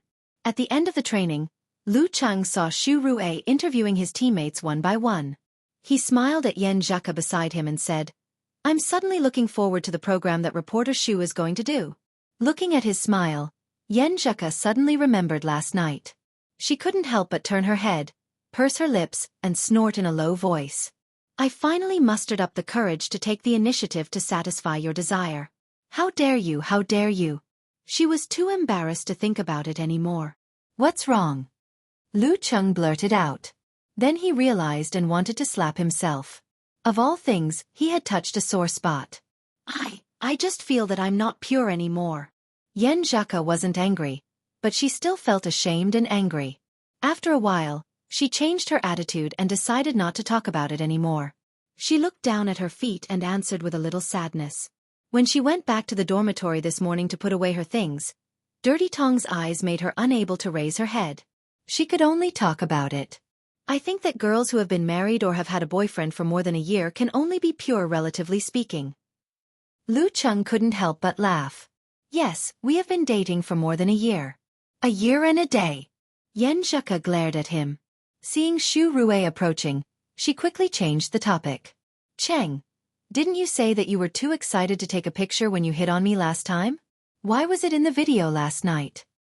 When I was making the video, I felt that it was a pity that there wasn't a photo here.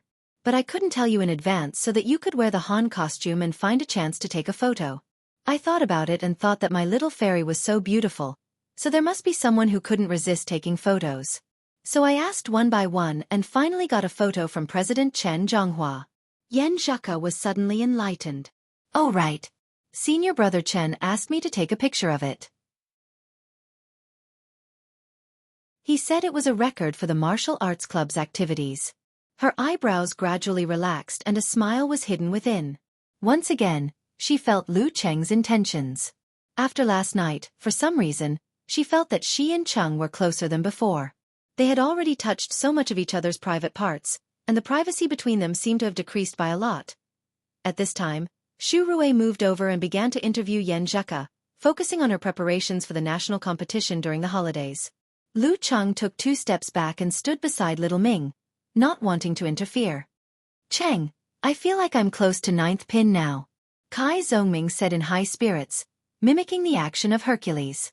Lu Cheng looked him up and down and nodded with a smile. Not bad. What's with the look and tone in your eyes? Kai Zhongming squinted at him. Caring look and tone in my eyes. Lu Cheng chuckled.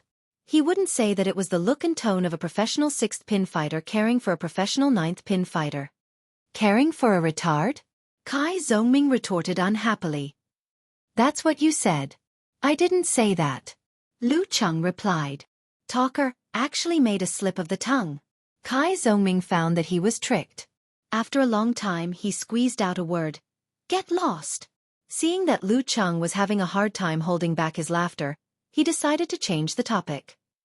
You came back in a hurry this morning. Did you do something bad last night? Chong and old Chiu were deeply affected.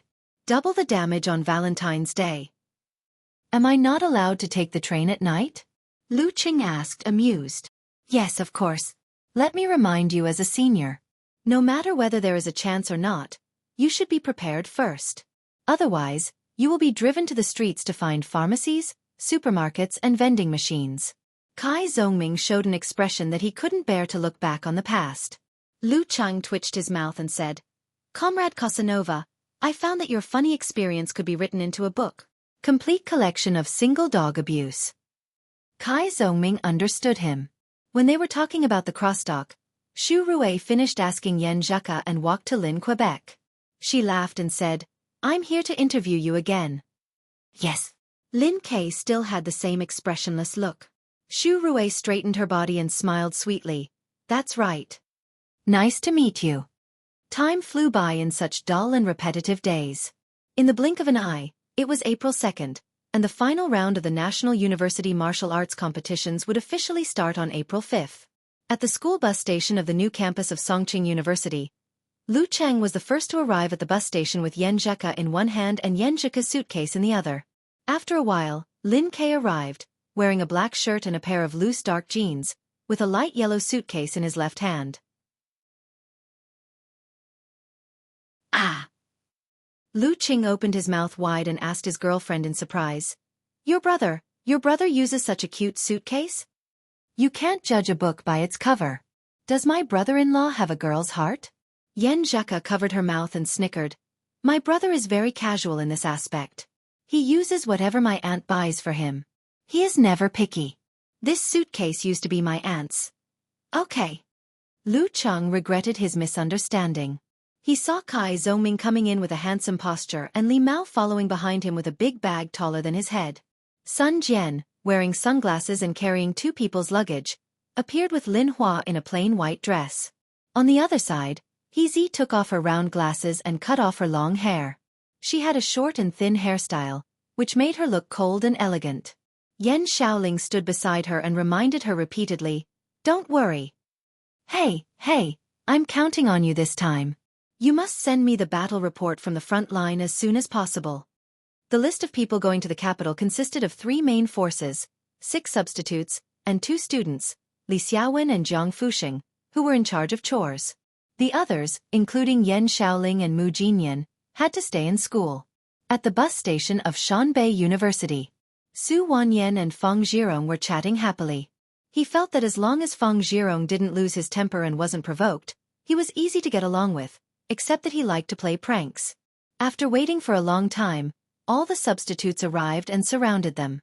Okay, get on the bus and go to the airport. Su Wanyan waved his hand. Mao Cheng-jun, the main force substitute, looked around and asked in confusion, "Are we missing one?" "The most important one is missing." Su Wanyan laughed and pointed to the bus. "Brother Peng has been here for a long time." Everyone looked over and saw Peng Liyun sitting by the window. He was leaning back and his eyes were empty. No one knew what he was thinking. "Let's go." Su Wanyan boarded the bus. "Hua hai." Xing Jingjing put down her luggage and boarded the bus. She saw Piao Yuan, who was tall and bald and had a fierce look, holding his mobile phone and taking selfies. Zhang Dongliang, who looked like an old farmer, was talking and laughing with several other substitutes. She looked to the left and saw An Chaoyang, who had short hair and was wearing professional headphones. He was listening to music quietly with his eyes closed. Xing Jingjing walked to the last row and chose to sit by the window. She was quite far away from everyone in front of her. Watching. Guangnan. Li Xiaoyuan was tall and slender, handsome and elegant. Just by standing there, he attracted a lot of attention. "That girl is not bad," he said with a smile. "Not bad." Shi Meng, who had a buzz cut, doubted his eyes again. "Her skin is so dark, and she is so thin. I can't see anything good about her except that she is tall. Anyway, I think she is not bad." Li Xiaoyuan, who was disliked again and again, spread out his hands and said. Shi Meng decided not to say anything more. It was a good thing that Li Xiaoyuan had a special taste. Otherwise, he would have taken all the good resources. "Brother Zhen hasn't arrived yet? It's almost time." Shi Meng changed the topic. Li Xiaoyuan looked in the direction of the martial arts stadium and said, "Brother Zhen has been working hard in the past 6 months. Well, he was provoked. Many people said that he had a bad attitude and had used up his potential. He should thank God for being able to reach the high pin level in this life." Shi Meng said with emotion, and Lu Cheng came out of nowhere and caught up with him so quickly. Brother Zhen doesn't want to lose face in his senior year. While they were talking, they suddenly felt the ground tremble slightly. They turned around and saw Zhen Huanqing carrying a luggage bag and walking in the distance with heavy steps. His skin was bronze-colored, and his facial features were well-defined. He wasn't handsome, but he was extremely manly. Every step he took was like a moving tank. However, the closer he got, the weaker the tremors under everyone's feet became. It was the exact opposite of a normal situation. "Let's go," Zhen Huanqing said in a low voice. Hudong University. Walking, fat meat. Yu Ji glanced at Wu Yong, Han Pei, and the others. He squeezed through the door first, turned around and shouted, "Our goal this year is to reach the top 8. Top 8. Everyone in the martial arts club echoed in unison. Mingdao University. Because it was close to the capital, the 3 He brothers led a group of substitutes who were just going for a leisurely trip to the train station. "Do you want to shout a slogan or something?" He Feng looked around and asked. He Santai was playing Glory and said without raising his head, "Don't disturb me." Capital College, Martial Arts Club. "Kongchan, where's the club president?" Shen Yu asked the cute girl with a round face. Senior sister said she was going to the city martial arts stadium to step on the ground. Jiang Kongchan answered innocently. Shen Yu suddenly became nervous. "You didn't send her there?" "I sent her to the subway station. Anyway, after taking the 4th line, she can reach the city martial arts stadium from any exit. She won't get lost, right? At such a distance, she can just ask someone." Jiang Kongchan explained. "I hope so." Shen Yu was still worried. In the subway station, on the waiting platform of the 4th line, Kai Yang Sect, City Martial Arts Stadium. Ren Li, with long straight hair, squinted her big eyes and looked at the name on the station sign. Kai Yang Sect. On the medium-sized passenger plane, Lu Cheng asked Yan Zheka to sit next to the window. He held the girl's hand and looked into her eyes. He read the same excitement and expectation as he, Li Mao, Kai Zhongming, and the others. Yes, after a year and a half, he was finally going to participate in the national competition. The cabin door closed and the plane taxied. After a run-up, it soared into the sky with a whoosh.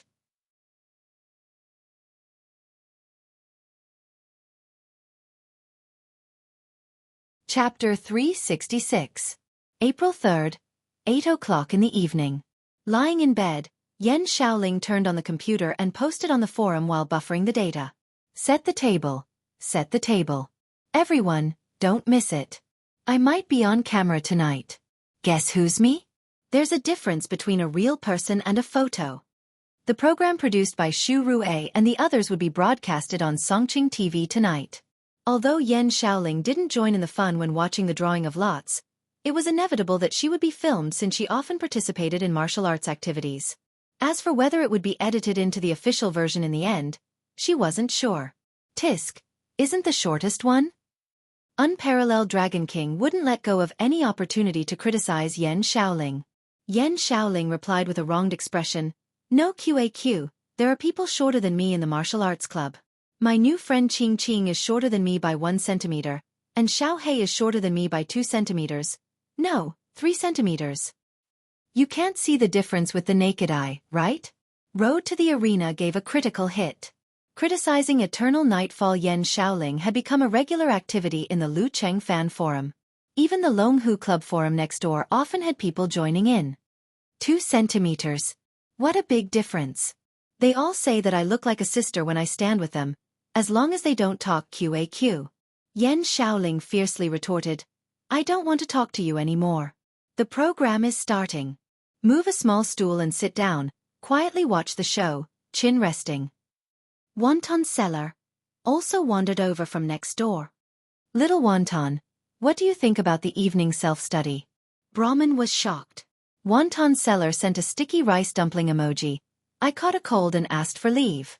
"Wait, where are the exercises we agreed on?" "I'm doing it while watching," Brahmin said confidently. At this time, the scenery of Songqing University's new campus appeared on Yan Xiaoling's computer screen. Lakes, mountains, colorful buildings, just like a garden.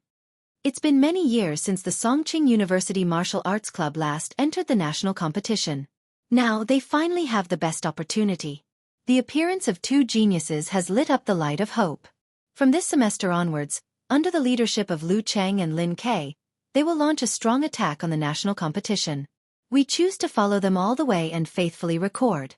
And when I was recording this video, I didn't know what the final result of Songqing University Martial Arts Club would be. With Xu Rui's documentary-like voice, the long lens changed from a distance to a shady road to the Songqing University Martial Arts Gym, filming the students entering one by one. Tap, tap, tap. Amidst the sound of the typewriter, the words, "Early September, XXXX," appeared on the screen. The color of the interior of the martial arts arena was soft. Several special training members who had arrived early were already warming up. The camera turned and aimed at the entrance. Coincidentally, a very familiar figure entered. "Hi, Lu Cheng. You're early." Xu Rui greeted him. Lu Cheng didn't feel restrained. He faced the camera calmly and joked, "It's late. Reporter Xu, you're all here." Then, he answered the goal of this martial arts competition by saying, "A soldier who doesn't want to be a general is not a good driver." Yan Zheka also appeared on camera without makeup and accepted the sudden shooting. In the end, the audience was amused by Lin Kei's cold humor, which boosted Xu Rui's voice. The camera recorded everything as it was. It showed the surprised expressions of the members of the special training group after they obtained the internal training method. It also showed everyone's daily hard work and joking, which made the audience calm down. It was as if they were also in that kind of environment, following the members of the Songqing University Martial Arts Club to the final circle of the National University Martial Arts Competition step by step. Because it was real, it was emotional. This was the charm of a documentary. Yan Xiaoling, who was chatting in the BBS, unconsciously put down her phone and focused on the computer. After seeing the special training, Lin Ke took the initiative to challenge Lu Cheng, but regretted that there was no live recording. She saw the reactions of Lu Cheng and the others when the first lot was drawn. She saw the cat reporter He Zi, who was hiding in the corner and sending the frontline battle report. Tut-tut, she even cut the scene where Lu Cheng and the senior sister looked at each other. Was she bribed or threatened? Yan Xiaoling laughed inexplicably. Then she saw the scene before the first match of the martial arts club, when the audience shouted, "Here we come!" in unison. She saw the scene inside the locker room, which was very mysterious to her, clearly presented in front of her eyes. She saw Lu Cheng carefully applying ointment to heal the swelling and bruises. She saw Lin Ke drying his wet short hair and coming out of the bathroom. She saw Yen Zheka, who everyone thought was more beautiful than a star, waiting at the canteen window like thousands of other people in the university, leaving with a plate of stir-fry. She saw Lu Cheng, as one of the candidates for the Heavenly Son of China, munching on a steamed bun and drinking soy milk, as ordinary as everyone around him. In the bright classroom, focused on learning, and unchanged special training, Li Mao, Sun Jian, Kai Zhongming, and the others respectively appeared on camera, showing the real life and the eagerness of the members of the martial arts club for the national competition. They smoothly advanced in the group stage and easily defeated their opponents in the quarterfinals. During this process, many unknown details were cleverly connected in a clever way, making the audience see Lu Cheng, Lin Ke, and the others from a new perspective. For example, after the supernatural ability of misfortune rebound, everyone was subconsciously afraid of Lu Cheng and wanted to avoid him. The first 4 matches were confirmed. The result of the first match against Shanbei made Li Mao and the others exclaim, while the expectation, excitement, and nervousness in Lu Cheng and Lin Ke's eyes were also faintly pointed out. The first highlight of the program appeared in the away match against Shanbei. The camera shared with the audience the fact that Lu Cheng got up at 5:30 every day to practice in real time, perfectly depicting the unspeakable tension between him and Peng Liyun on the playground and the accidental encounter between him and Peng Liyun. Interspersed with the scenes of intense matches were the audience's depressed and painful expressions, Geezer Sher's encouraging speech the next day, Lu Cheng and the others' increasingly serious training, and Songqing University's students spontaneously gathered on the weekend to cheer for the martial arts club with the slogan, "Keep up the good work." After crushing the 2 martial arts clubs, Sanjiang and Haiyuan, smoothly appeared, the program showed the whole process of the members of the martial arts club celebrating at the food stall, making the audience feel that this group of young people was very down to earth. A new year. A new beginning. Their sweat and collisions during training were clearly outlined in the camera. Gradually, the camera moved to the front of the bus heading to the airport. The scene of Lu Cheng and the others boarding the bus one by one was filmed. In the end, everything was fixed on the scene of the members of the martial arts club standing in a circle, holding hands and shouting in unison, "National competition!" In the crisp sound, the background slowly blurred and a few big black words appeared. April 5th, National University Martial Arts Competition Final Circle. Phew! Yen Xiaoling exhaled and felt very satisfied. She planned to collect resources later and keep this program.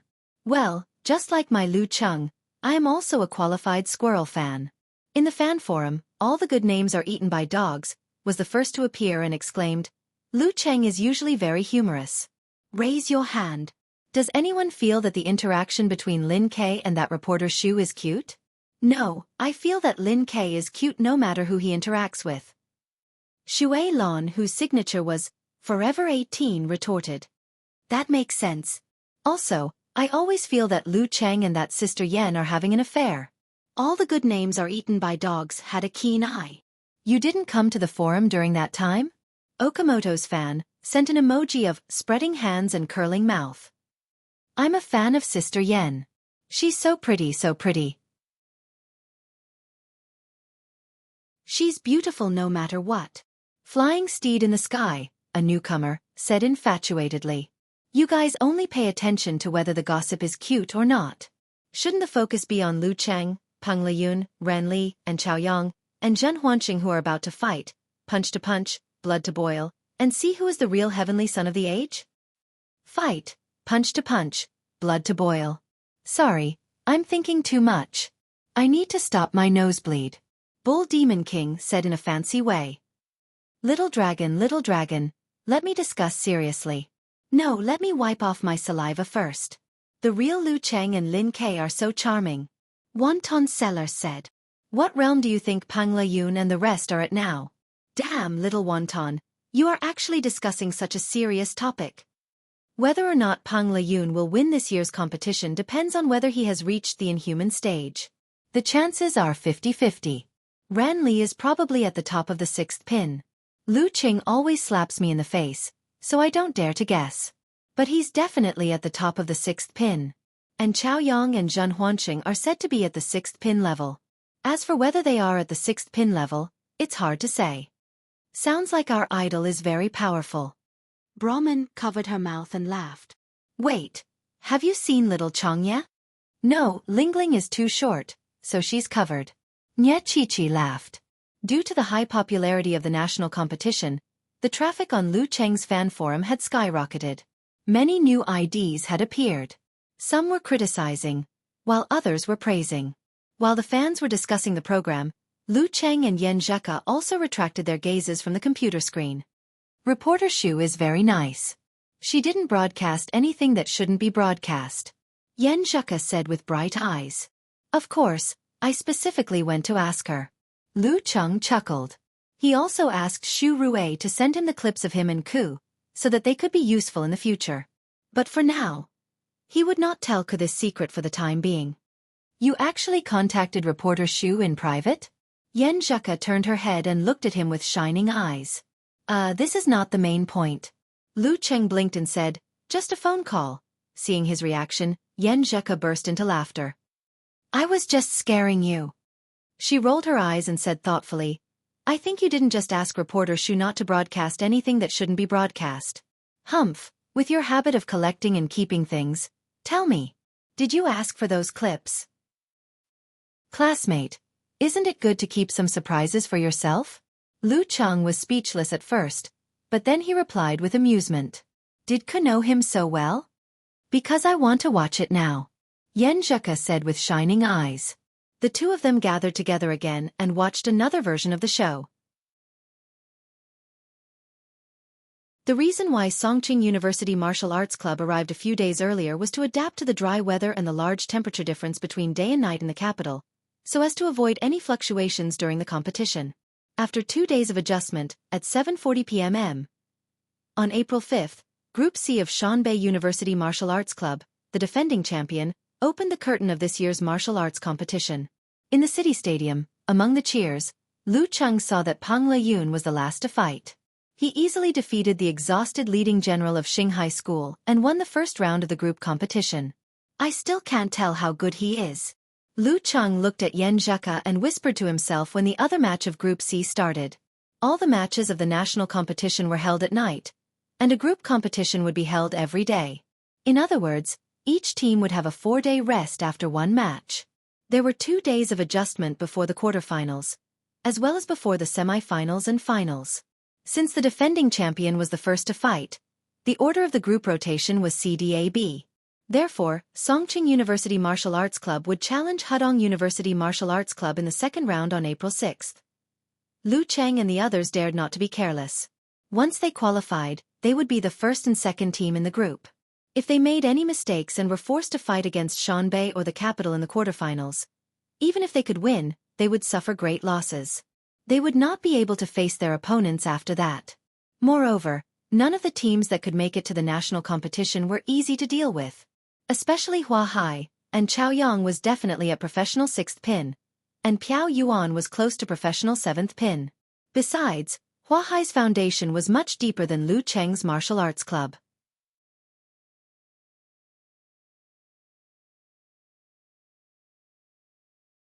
Chapter 367. The defending champion took down Xinghai without any bloodshed. Finished in 10 moves. Pang Layun was just warming up. Shanbei and Pang Layun. Is there any doubt about who will be the champion this year? The real gods favored one. On the night of the opening match, the martial arts section of the major portals and Weibo forums were already buzzing with all kinds of headlines. Lu Cheng glanced at them and put down his phone. He closed his eyes and began to feel sleepy. Just then, he heard a special reminder, and knew it was a new message from Yan Zheka. I was so busy saying good night that I forgot to talk about something serious. Yan Zheka sent a blushing emoji. Honey, come on. The corners of Lu Cheng's mouth curled up. He picked up his phone, pressed the button and said, "Honey, let's do it together." They didn't stick to each other anymore and went to sleep. Lu Cheng got up on time at dawn and went to the nearby park to practice. He returned to the hotel at 8 o'clock sharp and enjoyed a nice breakfast with Yan Zheka. Then he followed the rest to the martial arts club for relaxation training. After lunch, he slept and rested. Then he went to Yan Zheka's room to review the competition videos of the Hudong University Martial Arts Club in the past 6 months. At 5:20, they had a simple dinner. Then they boarded the bus with Lin Kei and others and arrived at the martial arts club in the capital before the peak of the traffic jam. When they were about to get off the bus, Lu Qing opened the app and posted on Weibo, "The first national competition is about to begin." After sending the message, he didn't look at the reposts and comments. Instead, he put his phone in his pocket and shouted to himself in his heart, "Victory!" There were 8 dressing rooms in the martial arts club in the capital, all of which were quite luxurious. There were benches, sofas, massage chairs and even a TV. It was not yet 6:30. Geezer sure signaled that they didn't need to be so nervous and just do what they were supposed to do. Lu Cheng and Yan Zheka chatted until 7:30. When the first match of the night was about to begin, Lu Cheng chose to close his eyes and rest. The match between Hua Hai and Ming Dao could reveal a lot of things about them and help him understand his opponent better. However, there was no need to rush to watch it tonight. There were still 4 days to study it. Before the match against Hudong, it was a good habit to be focused, serious, and not be distracted. Yan Zheka's period came on time last night. Although it didn't hurt much today and she could force herself to fight, her condition was still affected. She felt that she was not as good as Li Mao and the others. After rational consideration, she chose to give up and put the interests of the martial arts club first. "Yup, I'll be full of energy for the rest of the competition." She opened her eyes and clasped her white and slender fingers with Lu Cheng's. Images of the 3 leading members of the martial arts club of Hudong University appeared in her mind. Yu Ji, a senior student, was born with a unique body shape. He was the direct beneficiary of Peng Liyun and Ren Li's entry into the martial arts circle of the university. Originally, he was thought to be limited by his talent and it would be difficult for him to reach the Big Dan level. However, after being beaten by Peng Liyun and Ren Li, he seemed to be strongly stimulated and opened up the conception and governing vessels. Finally, he took the crucial step and succeeded in force concentration after last year's national competition. As soon as he was promoted, he turned the burden of his talent into an advantage, directly reaching the standard of a top 8th pin. After that, he experienced a period of rapid improvement, taking another step forward. Now that 11 months had passed, his strength must be even more terrifying. The bookmakers gave out odds for this, believing that Yu Ji was very likely to have the combat strength of a strong 7th pin or even a top professional 7th pin. This was the reason why Hudong University could appear as the first place in the division, but it was not the reason why they were considered to be the best in the second category. The latter was because of the breakthrough of another player, Soul Voice Han Pei Pei. Han Pei Pei, a female junior, had the supernatural ability of sound wave, and could skillfully create ultrasonic and infrasound waves. When she was a professional 9th pin, she was not very strong in this aspect. However, after nearly 2 years of suffering and training before this division competition, she took the first step to reach the Big Dan level. In the past few months, although her improvement was not as fast as Yu Ji's, her supernatural ability was even more terrifying. Her comprehensive combat strength was considered to be close to or even a professional 7th pin. The strength of the 2 leading members made the Hudong University Martial Arts Club ranked 7th in the championship odds list, behind Shanbei, Capital, Hua Hai, Guangnan, Songqing University, and Ming Dao. This was why Group D was called the Super Death Group. In such a group, even if they could fight their way out and enter the top 8, they would most likely be covered with cuts and bruises. The 3rd leading member of the Hudong University Martial Arts Club was Wu Yong, a sophomore at the top professional 9th pin. He was considered to have a great chance to enter the Dan stage. In addition, the substitutes of Hudong University were not bad either. There were 2 professional 9th pin fighters and 4 amateur 1st pin fighters. In another locker room, Yu Ji, who was as fat as a sumo wrestler, did not turn on the TV. Instead, he turned his head to listen to the sounds outside and laughed. The 3 brothers from Ming Dao will definitely apply for a special competition system. Their competition will be faster than normal. It may be 5 minutes, or 10 minutes. Soon it will be our turn. Speaking of this, Yu Ji looked at Han Pei, who had dark eyelids and bright eyes. He then looked around at Wu Yong and the others. Gradually, his expression became solemn. Lu Cheng is very strong, very strong. Lin Ke is not weaker than me and Pei. We can't deny these 2 points, and we can't pretend that we don't see them. Yes, Songqing University is indeed stronger than us. In this competition, they are second only to Shanbei and Capital, and together with Guangnan and Huahai, they are a strong team. But this doesn't mean that we will definitely lose. There is a gap between us, but it is not so big that we can't make up for it. Seeing that his teammates had become solemn, Yu Ji raised his slightly sharp voice and said, "And we have a big advantage. Our goal is only to enter the top 8.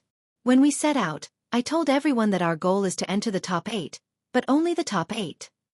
In other words, we don't care how we fight in the group stage. Even if we are seriously injured, lose our leading players, and lose the top 8, we don't care. Songqing University is different. They want to enter the top 4. They want to fight for the championship.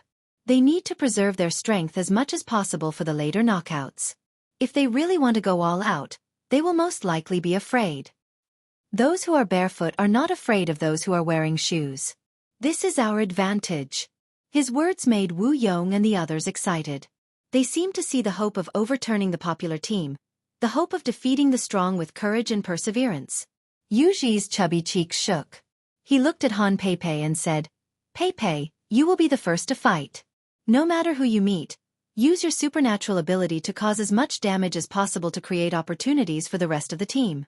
Hadong University used to have a coach named Shen Jinfu, but he had a conflict with Yu Ji and couldn't control the troublemaker, so the university reluctantly fired him.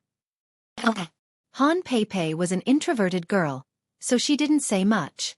Looking around, Yu Ji pointed at himself. "I will be the second to fight. I will fight with all my opponents at all costs. Wu Yong, you will be the last to fight. Don't worry about who you will meet. Anyway, do your best." After arranging the order of the fighters, he took a breath and said, "I didn't tell you how to defeat Lin Ke or Lu Cheng. I just want you guys to not think about what will happen. Instead, you should focus on what's in front of you and fight one match after another. You should give it your all." Wu Yong, Han Pei, and the others nodded and said in unison, "Fight." In the locker room of Songqing University Martial Arts Club, Geezer Shi clapped his hands to break the silence and attract everyone's attention. "Well, girl Yen, you tell us the most likely order of Hadong University." He looked at Yen Zheke with a smile. The familiar rhythm and process made Li Mao and the others relax a lot. It seemed that this was not a national competition, but just an ordinary competition. Yen Zheke was used to it. She looked up and said, "Let me say something arrogant and conceited. If Hadong wants to beat us, it can only stand on the word, fight." Haha. Lu Cheng and the others burst into laughter. The tension in the locker room eased a lot. Yen Zheke pursed her lips and said with a smile, "Since Hadong University wants to fight with all their strength, they will most likely send Han Pei first. If they can defeat Lin Ke and injure Cheng, they will win. Yu Ji will fight in the middle. Wu Yong or other professional 9th pin fighters will finish them off. Let's not talk about anything else, but they will definitely show their aura." Geezer Shi nodded with satisfaction. "Then what should we do?" "Don't panic. Just do what you say." Yen Zheke smiled. "Anyway, we will follow your orders. Well, let's be cautious in the first match. Don't let any accidents affect our mood later." Geezer Shi coughed. "Yes, we should be cautious." Li Mao and Sun Jian agreed. This caution also includes the consideration of the follow-up. We can't hurt anyone in the first round. Otherwise, it will be difficult for us to fight Ming Dao and Huahai, right? Geezer Shi chuckled. Facing Han Pei, who is the least likely to get hurt? As soon as he finished speaking, everyone's eyes turned to Lu Cheng. Even Lin Ke, who was full of fighting spirit, was persuaded to consider the next 2 matches. Lu Cheng felt everyone's gaze. He smiled and stepped forward. "Master, I want to fight first. Let me be the first shot of the martial arts club in the national competition. Go ahead. If you lose, I will beat you with the sole of my shoe. Geezer sure laughed and turned to Lin Quebec. Lin K. You are the second player. Do you need my advice? No. Lin K answered in a low voice. Li Mao, you are the last one to finish them off. Don't be nervous. The first two guys are like wolves and tigers.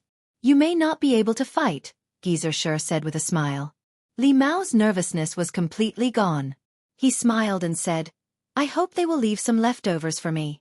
After months of hard practice, he had mastered meditation and the internal training method. He had reached the level of a real professional ninth pin. His confidence had increased a lot. As for the substitutes, they will be Kai Zhongming, Sun Jian, and Lin Hua, as usual. Geezer sure waved his hand. After waiting for a while, news came from the outside. Hua Hai had paid the price of injuring the main force, Zhang Dongliang, and the substitute, Deng Yuntao, and narrowly broke the formation of the three He brothers of Mingdao. And He Erlong had shown the realm of Danqi in this match. The formation of the three-dan stage had been formed. Lu Cheng and the others didn't care too much about it. Or rather, they didn't have the mood to think about it because it was their turn next. Outside the locker room, the lights were shining down. Lu Cheng opened the door and stepped out first. There was a cacophony of cheers and boos everywhere.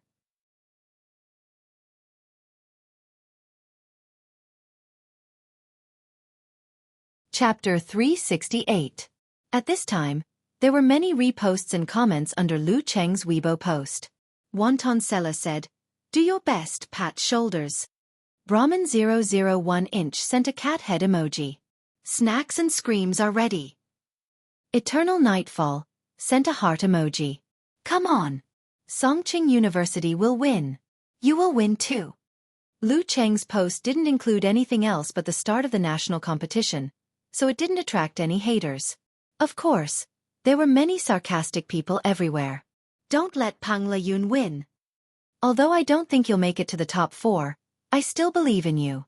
Pang Layun finished him in 10 moves yesterday and barely warmed up. What about you today? Don't get hurt. That'll give us an excuse. After browsing through the content on the screen returned to the studio. The host, Lu Chong, smiled and looked at the famous commentator, Chen Sanqing. Sanqing, you didn't expect Lu Cheng to be the first one, did you? Well, I did. Chen Sanqing was a former mighty one of 6th pin. Because of his good looks, professional commentary, and lazy personality, he didn't pursue martial arts too much. After becoming an internet streamer, he gradually faded out of professional competitions. It's the first time for Songqing University to participate in a national competition. It's normal for them to be scared. It's understandable for them to be cautious. What do you think will happen in the first round between Lu Cheng and Han Peipei? Lu Chong led the conversation. Chen Sanqing laughed and said, The result is obvious. If Lu Cheng can't even beat Han Peipei, he won't be qualified to be a candidate for the Heavenly Son of the Age. The focus of this round is how much Lu Cheng will consume and how much damage Han Peipei will cause him. That's right. Han Peipei's sound wave, supernatural ability is very troublesome. Even a 6th pin expert may not be able to escape unscathed. Sanqing, can you give us a brief analysis of the situation? Lu Chong threw out another topic. Chen Sanqing had already done his homework. He didn't even look at the notebook on the table and began to talk eloquently. The sonic wave supernatural ability has many uses. I will mainly introduce 3 aspects. First, it allows Han Peipei to detect her opponent through the reflection of the sound wave. This allows her to predict her opponent's movements, which is a level higher than absolute reaction. I will introduce it later. This is the core of her fighting style. Second, it creates ultrasonic waves. Everyone knows that ultrasonic waves can break stones, right? I'm not a scientist. Anyway, I'm just making an analogy. I don't know if it's right or not. Anyway, Han Peipei can use this to affect the subtle parts of the enemy's body, interfere with the force exertion, and interfere with the explosion of the dance stage. The third is the main point. The main point. Han Peipei's infrasound is her most powerful killing weapon. Through resonance, it can cause dizziness, nausea, and even vibration of the 5 viscera and 6 bowels. If it's serious enough, it will cause internal injuries, which may even be fatal.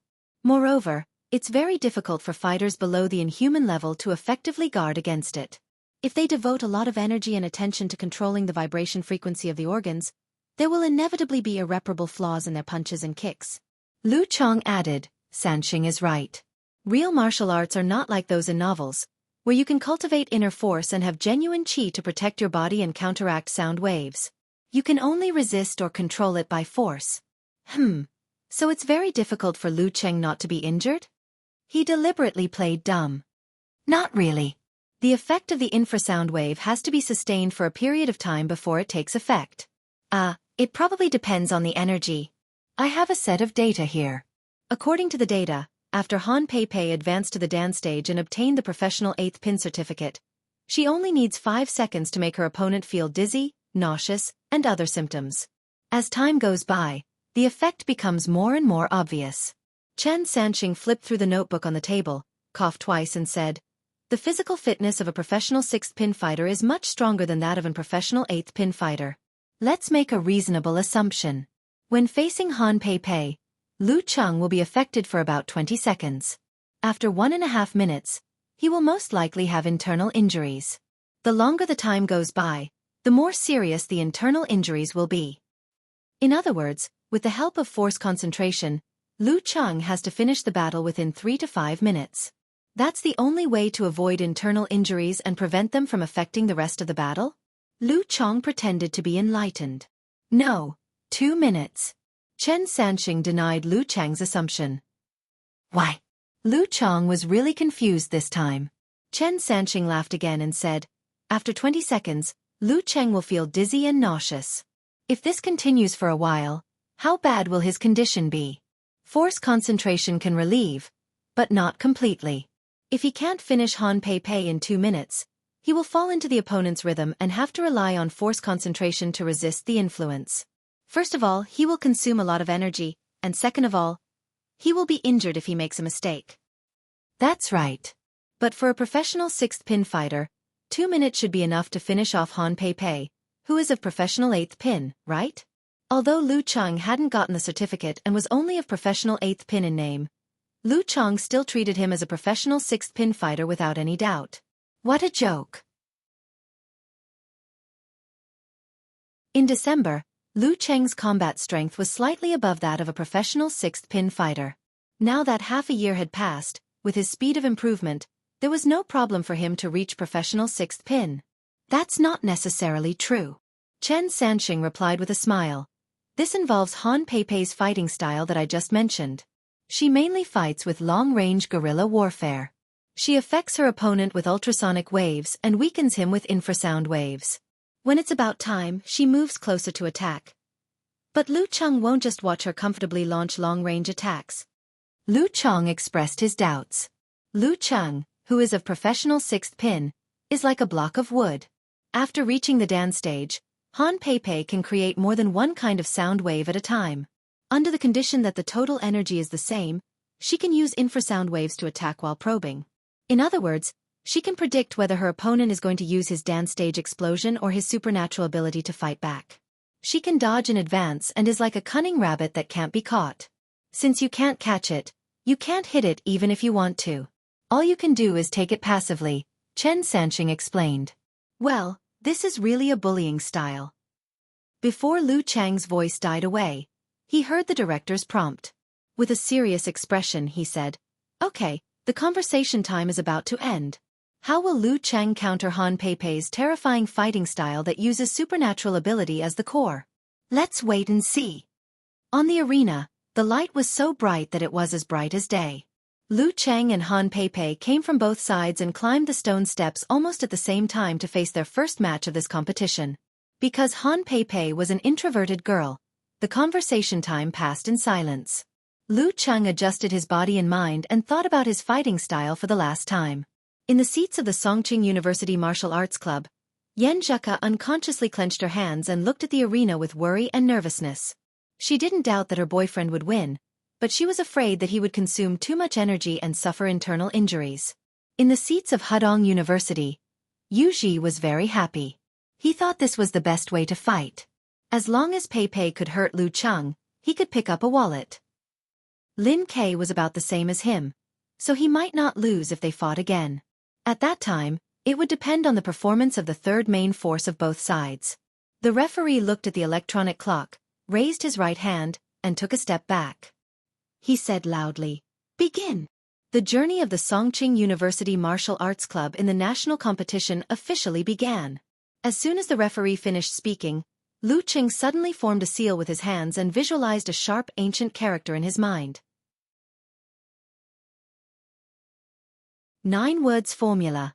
The army formula. From the very beginning, he had been looking for a quick fight. At this moment, Han Pei Pei suddenly wriggled her abdomen, opened her throat, and shouted a strange sound first. The sound seemed to be far away, but it was actually very close. It exploded beside Lu Cheng and created an opposite wave, which eliminated the army formula from his mouth. The 9 words formula had no effect before the secret was formed. As a powerful supernatural power user in sound waves, Han Pei Pei had repeatedly watched Lu Cheng's competition videos and confirmed that his army formula was a mental attack. After a long time of hard practice, she created her own method of sound wave cancellation. Based on her own characteristics, she opened her mouth at the right time to eliminate Lu Cheng's army formula. Seeing that the effect was perfect, she didn't have time to be happy. She stomped her feet and suddenly changed her direction. At this moment, Lu Cheng made the explosion of the dance stage. He stomped his feet and pounced on her with a cracking sound, like a roaring wind. However, this wind could only miss in the end. As soon as he landed on the ground, Lu Cheng retracted his qi and blood, then released it again and pounced on Han Pei Pei with the momentum of double explosion. Just like when he beat Lu Xuanjin, he had the upper hand in terms of both realm and physical strength. Han Pei Pei had already sensed it. She slid and dodged in time. Triple explosion, quadruple explosion. In the chase, Lu Cheng only managed to shorten the distance between him and Han Pei Pei. In the live broadcast room, Chen Sanxing looked at his watch and reminded the audience with a smile. "It's been 10 seconds.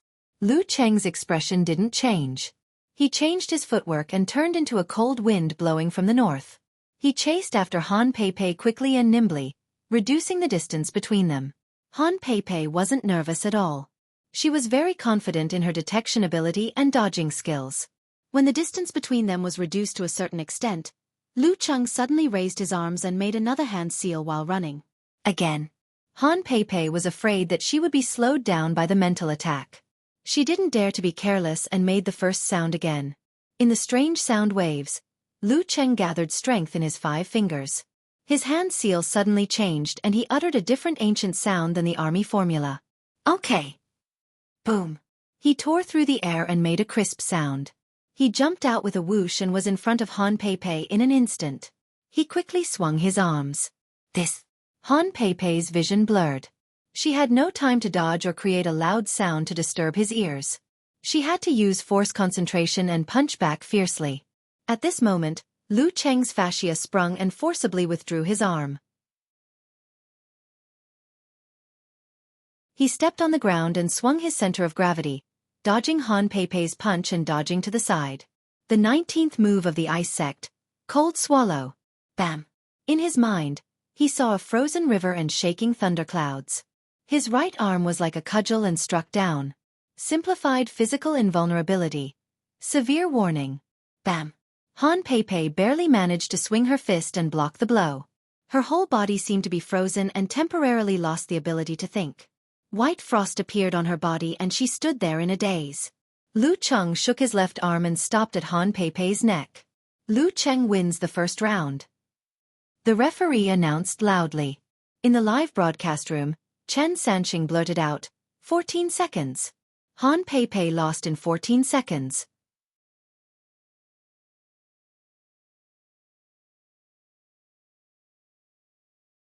Chapter 369. 14 seconds.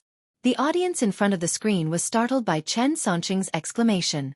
It took them a while to realize what had happened. They were all dumbfounded.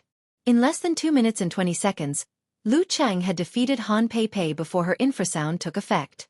Thanks to the host and commentator's explanation, they thought Han Pei Pei was tough to deal with. Phew. Yen Zheka relaxed her clenched fists and waved at the ring. Cheng had defeated Han Peipei unscathed. She didn't need to worry about anything else. Beside and behind her, Li Mao, Lin Hua, and the others all jumped up, relieved of their biggest worries. With a swoosh, Yu Ji suddenly stood up, his eyes fixed on the stage, the fat on his body shaking. Although he couldn't hear the commentator or watch, he could clearly feel how fast Han Peipei was defeated. Not only was Lu Cheng unscathed, but most of the symptoms such as dizziness and nausea hadn't appeared yet. How could he continue the fight? A real man in 14 seconds. In Lu Cheng's fan forum, Okamoto's fan was the first to react and posted, "My Lu Cheng is so cool. That commentator uncle's mouth can fit a goose egg in it." Eternal Nightfall sent a "I'm so proud of myself" emoji. Brahman proudly wriggled back and forth. My idol is really my idol. Including the conversation time, the whole battle process is not as long as the commentator uncle's analysis. One Punch Superman teacher Lu. Wonton Seller turned into a glutinous rice ball and rolled around. She liked to control her expression. After the exclamation, Unparalleled Dragon King typed a lot of words and said with a funny emoji, "This kind of supernatural power fighter is really strong when he is strong. In theory and practice, he has no problem challenging those of higher ranks. But as long as there is an accident that he can't deal with temporarily, he will be very vulnerable." Of course, this refers to the time when he challenges those of higher ranks. Yeah. Who would have thought that Lu Cheng had mastered one of the sounds of the Buddhist incantation of 9 words? And it's the kind that can increase his speed explosively. Han Peipei's accident is inevitable. Road to the arena side. Ever since he met this guy in Yanling, every time he watched his matches, he would be shocked once or twice. Someone had traced the origin of the army formula and the forwarding formula and identified which 2 characters they were. He also associated them with the Taoist classic, Lin, Bing, Do, Jie, all are arrayed to advance. Then, according to the naming format of the Daxing Temple's 6-syllable Sanskrit mantra, he named the secret art 9 syllables mantra. Kesu. Didn't Lu Cheng reveal one of his trump cards? Wonton Seller asked with concern. Unparalleled Dragon King laughed. I think it's worth it. You have to end this as soon as possible to deal with Han Peipei. If you drag this on and get hurt by her, it won't just affect you in today's match. The healing of internal injuries was always slow. In the live broadcast room, Chen Sanxing closed his mouth to hide the gaffe on his face as he listened to the audience's exclamations and applause. Yu Ji doesn't look good. Lu Cheng couldn't help but sigh when he saw Yu Ji walking up the stone steps like a heavy tank. Of course. If Han Peipei loses like this, Yu Ji will be in trouble. Chen Sanxing, who was experienced in all kinds of battles, adjusted his mood and became relaxed again. Lu Cheng turned to look at his partner and asked in surprise, "Why is Yu Ji in trouble?" Yu Ji's talent is extraordinary. Not only does the fat on his body provide him with great strength that surpasses those of the same rank, it is also equivalent to a layer of armor formed by thwart kung fu. It is slippery and soft when hit, and it won't cause much damage. Chen Sanxing explained concisely. In gaming terms, Yu Ji has high attack, high defense, but low agility. He's perfectly countered by a fighter like Lu Cheng. Lu Cheng recalled and said, I remember that Yu Ji's moves were not slow. His fists and palms almost left after images. His moves are not slow, but his movements are slow. Isn't he a live target for Lu Cheng? Chen Sanxing gave his conclusion first and then went on in detail. Yu Ji's current strength and explosive power of the dance stage should be equivalent to a weak professional 6th pin fighter. A fighter of the same level would be defeated after 2 or 3 punches. However, as long as his vital parts aren't hit, he won't be seriously injured after a few explosions. As for minor injuries, with the recovery speed of his fat, he'll be alive and kicking again in 2 days. That is to say, when facing a strong opponent, he likes to use this kind of method where you hit me and I punch you back. He often puts his opponent in a difficult position and has a high chance of winning. But Lu Cheng is different. He has simplified physical invulnerability and supernatural abilities of ice and fire. How many hits can you take? How many times can he take? And in terms of speed and reaction, he's no match for Lu Cheng. If he's not a live target, then what is? Lu Cheng gasped and said, based on what you said, Yu Ji can only wait for his death. If Lu Cheng had consumed a lot of energy when he was fighting Han Pei Pei, such as dizziness and nausea, or suffered from internal injuries, Yu Ji would have had a chance. But now, hee. Chen Sanxing gave a classic answer. Simplified physical invulnerability is really deadly. Lu Cheng couldn't help but sigh. Isn't that right? But simplified physical invulnerability isn't something that can be mastered easily. First, you have to have an inheritance. If you're not a strong person who founded a sect, you can't make something out of nothing. Second, you have to master meditation, which most professional 7th pin fighters don't have. Third, you have to have a corresponding supernatural ability or your physical fitness has reached professional 6th pin. Otherwise, the simplified physical invulnerability won't be very effective. Chen Sanxing took the time to explain to the audience. At this moment, Han Pei Pei, who had recovered, did a force concentration to turn the coldness in her body into white gas and exhaled. She turned around and walked down with a depressed expression. Her footsteps were slightly unsteady. Thump, thump, thump. Yu Ji patted her shoulder and stepped into the arena, as if showing off his weight. On the way here, he had thought it through. At this point, the only thing left was to fight. He had to fight his way out of all the difficulties and dangers. He had to fight for a chance of survival from a hopeless situation. Thump. Yu Ji stood still. His fat jiggled, making him look smooth. The referee took a deep breath, raised his right hand and announced, "Begin!" Lu Cheng took half a step forward, hooked his left arm forward, shook his wrist, and shot out a ray of crystal white cold light that moved close to the ground.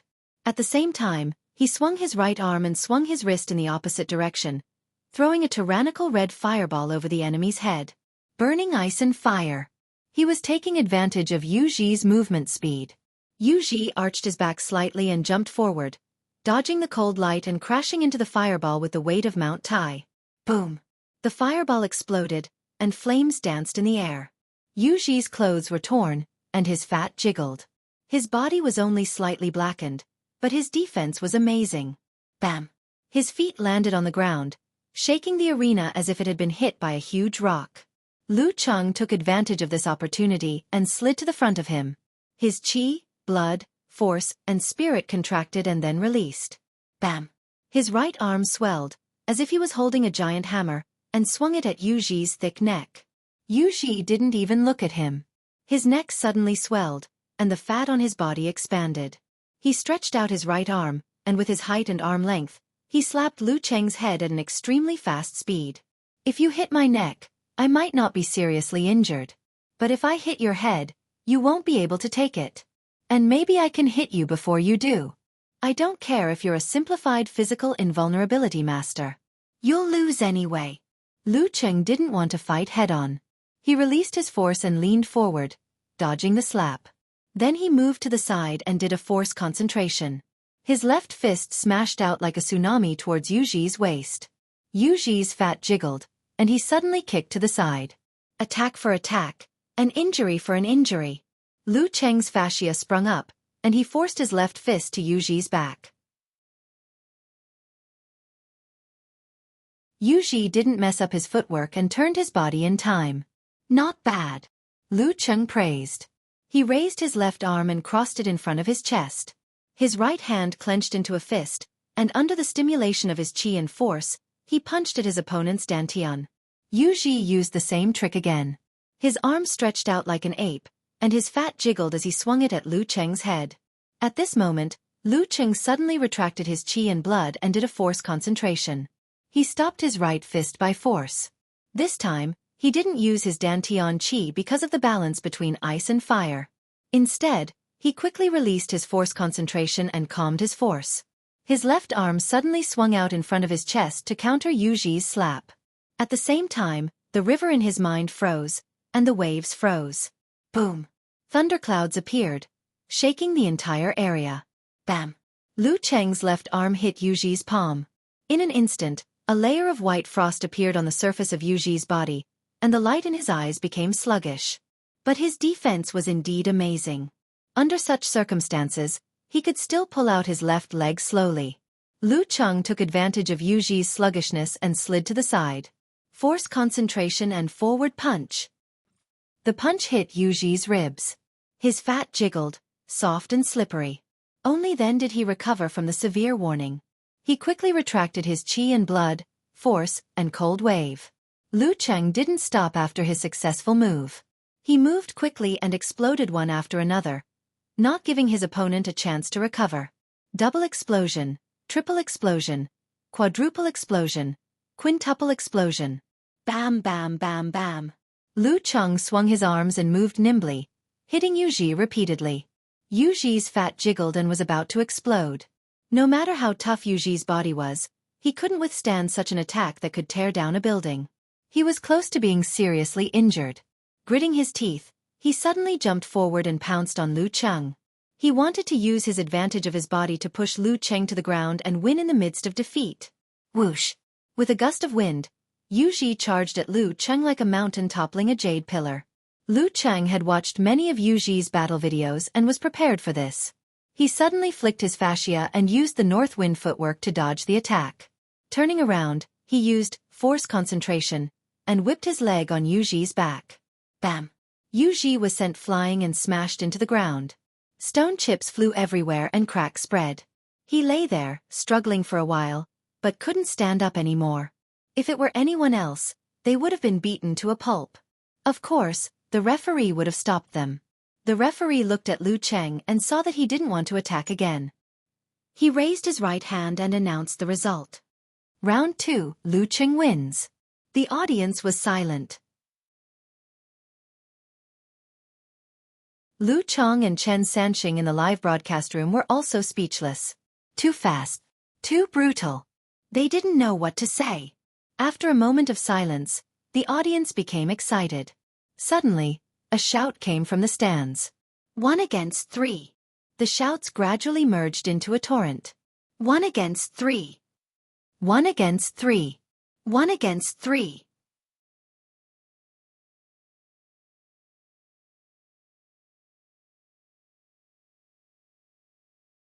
Chapter 370. 1 against 3. 1 against 3. Hearing the excited shouts, Lu Cheng smiled and turned to look at the seats of Hedong University. He saw the tall and thin Wu Yong slowly stand up with a serious face. It's meaningless to leave a professional ninth pin opponent for my brother-in-law. And anyone with a discerning eye can see that I still have some strength left. If I leave now, it'll seem like I'm discriminating against the weak and disrespectful to Wu Yong as a fighter. Besides, I haven't really done 1 against 3. I have to experience it. Since it's like this, I'll be a good man until the end. Lu Cheng made up his mind and moved his feet slightly apart. He repositioned his stance and pretended to be waiting for the third round. He was eager to have a try. No matter how much experience he had, no matter how mature he was, he couldn't hide the fact that he was only 20 years old. His vigor and vitality had not left him yet. Isn't there a song that goes like this? It basically means that even if you're older, you're still the young man in your heart. Seeing Lu Cheng's posture, the surrounding audience understood what he meant. All of a sudden, they started cheering in unison, each louder than the last. In the final round of the National University Martial Arts Competition, 1 against 3 was not a common thing. It seems that Lu Cheng is really going to 1 against 3. In the live broadcast room, the host, Lu Cheng, said with a smile. Chen Sanxing shook his head and said with a smile, "It can't be helped. In the case of the weak fighting against the strong, one wrong move will cause the whole game to collapse." When Han Pei was shaken by Lu Cheng's newly learned Buddhist incantation of 9 words, you can imagine what will happen next. Alas, I just predicted that Yu Ji would be a live target, but I didn't expect him to lose so quickly. Yeah, I thought that with his fat body, he would be able to withstand dozens of moves. But, Lu Cheng sighed. But he was easily defeated. Hedong University was about to get 3 kills, which was a bit embarrassing. It can't be helped. Yu Ji's fighting style is to force others to fight head-on. How can one not wet his shoes if he always walks by the river? It's too difficult for him to avoid a head-on fight with Lu Cheng's simplified physical invulnerability. It's only a matter of time before he loses. Chen Sanxing stared at Wu Yong, who was slowly walking to the arena, and said, Lu Cheng's skill of balancing the Dan and returning qi and blood is more and more perfect. It's impossible to defend. It's normal for Yu Ji to be defeated. Well, the third round is about to start. Sanxing, give us a brief review of the fight. Lu Chang controlled the time. The specific situation is similar to my analysis before the competition. Lu Chang. Lu Chang was of a professional martial artist of professional sixth pin when he fought with Pang Layun in December last year. No. The most practical thing is that he hasn't gotten the certificate of professional sixth pin. He's not a real professional sixth pin fighter. A 20-year-old professional eighth pin fighter is just Ozo. Lu Chang made a joke with a joke on Weibo. Chen Sanxing laughed and then sighed with emotion. Let's not compare him with Pang Layun. Lu Chang deserves to be called God's favored son. Well, he's not a candidate. Haha, the commentators are praising Lu Chang so much that I'm blushing. Humility, we have to be humility. Eternal Nightfall, Yan Shaoling posted with an emoji of bursting with joy. Yeah. I feel embarrassed for them. Wonton Seller sent a dancing emoji. I don't want to say anything. I just want to shout. 1 against 3. 1 against 3. Brahman sent a waving red flag. You girls only know how to be love-struck. Can't you be a little more technical? Unparalleled Dragon King sent a disdainful emoji. In my opinion, that fatty is really pitiful. If it were some other weak professional sixth pin fighters without supernatural abilities or simplified physical invulnerability, he might not have lost. His fighting style is restrained and his teammates are not strong enough. What else can he do? Rode to the arena, wandered over and spread his hands. Flying Steed in Space sent an emoji of laughing out loud. Fatty's tragic expression just now made me laugh to death. After seeing that Han Pei didn't cause any damage, he probably gave up. Only Fatty. If it were someone else, they would have been killed by such a series of explosions. Red blood and white turbidity flying everywhere. Don't take it the wrong way. I'm talking about brain matter. Okamoto's fan joked. The two leading fighters of the opponent were defeated. There was no doubt about the victory. The atmosphere in the forum was lively and relaxed. In the seating area of Songqing University Martial Arts Club, Yan Zheka changed her sitting posture. She secretly glanced at her cousin to confirm his opinion on Cheng's 1 versus 3. Lin Ke was still wearing his thin jacket. His expression was calm without any ripples. He had no intention to fight. He really didn't have the energy to bully a fighter of professional ninth pin, who didn't affect the overall situation. He was waiting for Cheng to 1 versus 3. Yan Zheka was completely relieved. She looked at the arena happily. Li Mao, Sun Jian and the others had taken out their phones. They pretended to be onlookers and began to record the first victory of Songqing University Martial Arts Club in the national competition after so many years. In the arena, Yu Ji supported himself with both hands and struggled to get up.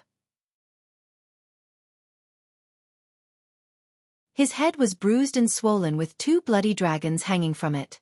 He nodded to Lu Cheng and walked towards the stone steps with his fat jiggling. Although he was a little staggered, his steps were not weak. Looking at his back and the shallow human-shaped pit on the ground, Lu Cheng couldn't help but take a deep breath. He admired his opponent's ability to take hits. Walking on the road, even if he was hit by a car, he just turned over and patted the dust off. He would be fine. If it were Lu Cheng himself, he would definitely be injured if he didn't take the hit with his body. Walking slowly, Yu Ji looked at the road under his feet and sighed inexplicably in his heart. My martial arts career in university is really coming to an end. Wu Yong smiled bitterly and looked at him. He removed all his burdens and stepped into the arena step by step. For him, if he wanted to make a comeback in the situation, he could only hope that a meteorite would fall from the sky and kill or injure a group of people from Songqing University Martial Arts Club. There was no other way. So, he didn't think about anything else. He just wanted to experience the battle with a sixth pin fighter of Dan's stage. He stood in front of Lu Cheng, took his stance and looked at his opponent. Lu Cheng lowered his waist and stretched out his right arm, making a gesture of opening the door to welcome the guest. The referee didn't waste any time. He waved his arm and shouted, "Start!" Bam, bam, bam. Wu Yong's muscles and bones sounded together, like a sports car accelerating to the limit. In the whistling wind, he moved nimbly and jumped to Lu Cheng's side. He suddenly put his feet inward, twisted his waist and turned his back. Using his arm as a whip, he fiercely lashed out. Bam! Lu Cheng didn't move. He raised his hand and accurately blocked the attack. At this moment, Wu Yong's left foot kicked out quickly. The squirming of his muscles offset the signs of friction. It was silent and breathless. Fatal hidden kick. However, just as he put strength into his leg, Lu Cheng had already kicked out from the side. He accurately kicked the sole of his foot and turned the wind into nothingness. Wu Yong suppressed the fluctuation of his emotions and used his footwork. He attacked Lu Cheng from the front, the back, and the side. He kept using the double chaos hammer. But Lu Cheng didn't move. He always made a move in time and blocked his opponent's every attack. It was like a master teaching his disciple. After a round of fierce attacks, Wu Yong was about to take a break. When he was about to step back and increase the distance between them, he saw Lu Cheng swing his right arm back and close to his fist as fast as the wind. He hurriedly tried to stop, but Lu Cheng flicked his elbow and opened his 5 fingers. He caught his wrist and quickly pulled back. Wu Yong couldn't bear it. His body swayed forward. Lu Cheng bent his shoulder and elbowed him in the chest. The referee secretly yawned, raised his hand and shouted, "Lu Cheng wins the 3rd round. Songqing University Martial Arts Club wins this round." Not bad, not bad. Hearing the referee's voice, Wu Yong was relieved. He felt that his performance was normal and that he didn't lose face. Of course, it was also because Lu Cheng was kind and didn't use force concentration or supernatural killing moves. Just as he straightened his body, his eyes suddenly froze as he realized a fact. Lu Cheng hadn't moved a single step since the start of the battle. Just by standing there, he had already won. With a boom, the audience burst into enthusiastic cheers. Triple kill! Triple kill! Triple kill! After a few shouts, someone took the lead and gradually other voices sounded in the audience. From chaos to uniformity, they echoed in the surroundings. God's favored son! God's favored son! God's favored son! Lu Cheng smiled and waved his arms at the audience. Then he turned around and left the arena.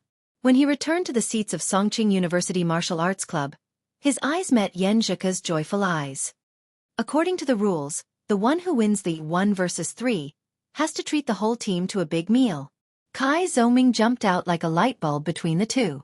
Since he was in the capital and close to his girlfriend, he was in good condition in all aspects. What rules? How come I don't know about it? Lu Cheng looked at him suspiciously. Little Ming smiled proudly. Our team committee just unanimously approved the rules. Where did the team committee come from? Lu Cheng asked, amused. It was just set up. Kai Zhongming laughed. Then I'll treat you to the capital's barbecue tonight. Lu Cheng wanted to invite everyone to celebrate his good start. Ahem. Geezer Sher interrupted. Since you're not tired, tomorrow's relaxation training will be cancelled. Let's start the cooperation training. Take it easy on the supper. Next match, Songqing University vs Mingdao. Geezer Sher didn't rush to teach the members who lacked the foundation of formations. Instead, he asked them to cooperate with each other in pairs. Yes, coach. Yan Zhika and the others answered cheerfully. After the supper, Yan Zhika returned to her room, washed up, and went to bed after a while of cuddling with Lu Cheng. After saying good night to each other, she browsed the martial arts section of various portals before going to bed. She secretly looked at how others praised Cheng. The pages appeared and the titles jumped into her eyes. 10 warm-up moves are nothing. Lu Cheng overturned Hudong by himself. This is the first 1 versus 3 in this competition. Lu Cheng did it with ease. Because of him, the death group won't die. Remove the candidate, the heavenly son of the age.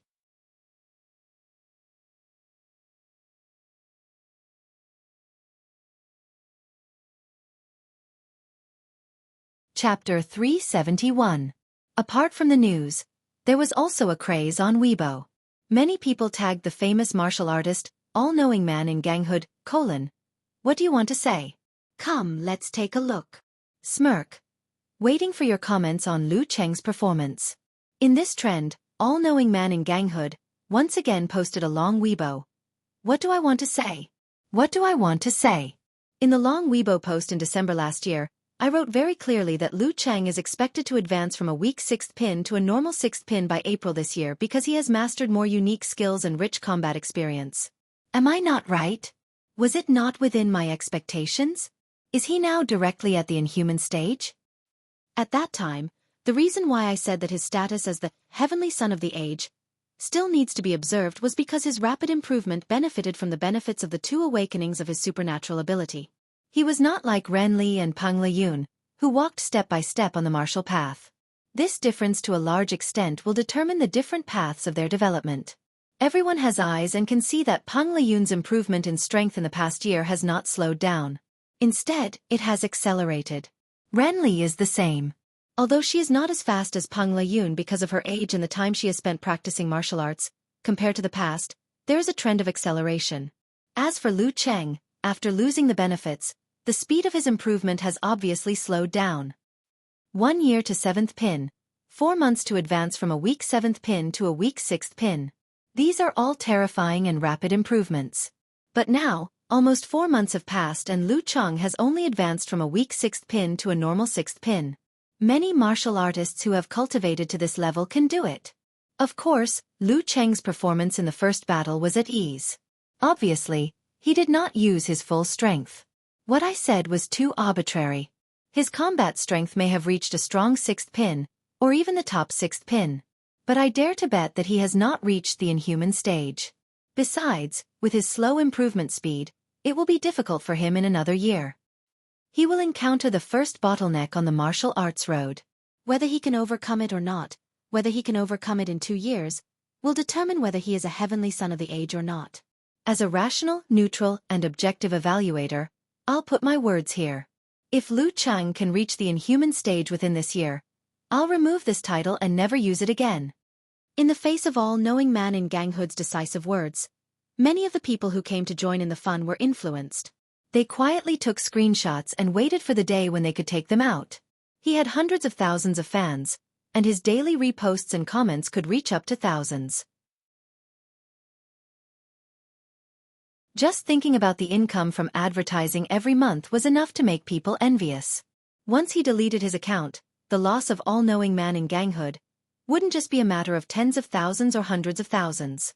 I've heard that internet celebrities of this caliber can earn tens of thousands of yuan with just a small advertisement. 1 a day? How much would that cost? It's impossible to advertise every day. Anyway, it's definitely not a problem to earn hundreds of thousands a month. All-knowing man in Ganghood is really going all out this time. He's going all out, but it doesn't benefit Lu Cheng at all. Other than the emotional stimulation, there's no other benefit. He's simply harming others without benefiting himself. Tisk tsk. Don't be fooled by all-knowing man in Ganghood. Think about it. Peng Liyun was close to the inhuman stage in December. It's been almost 4 months now, and it seems like he hasn't broken through yet. Lu Cheng definitely hasn't reached his level at that time, and his speed of improvement has obviously slowed down. It's not too much to double the time he needs, right? It's almost certain that he won't be able to break through within 8 months, right? And what's 8 months from now? It's December. What was all-knowing man in Ganghood's original words? Within the year. Damn. Isn't this a sure win for him? He didn't bet with anyone, so it's useless even if he wins. No way. With such a gimmick, he can gain a lot of fans. Who knows how much the value of his account will increase? Hey, smart. Waiting for the end of the year. Waiting for a miracle to happen. In Lu Cheng's fan forum, there was also a heated discussion about this matter.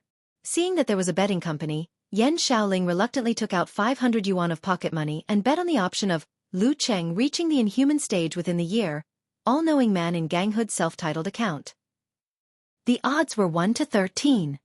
Come buy if you want. You won't lose out or be cheated with just a few dozen yuan. Take a gamble, and a bicycle will turn into a motorcycle.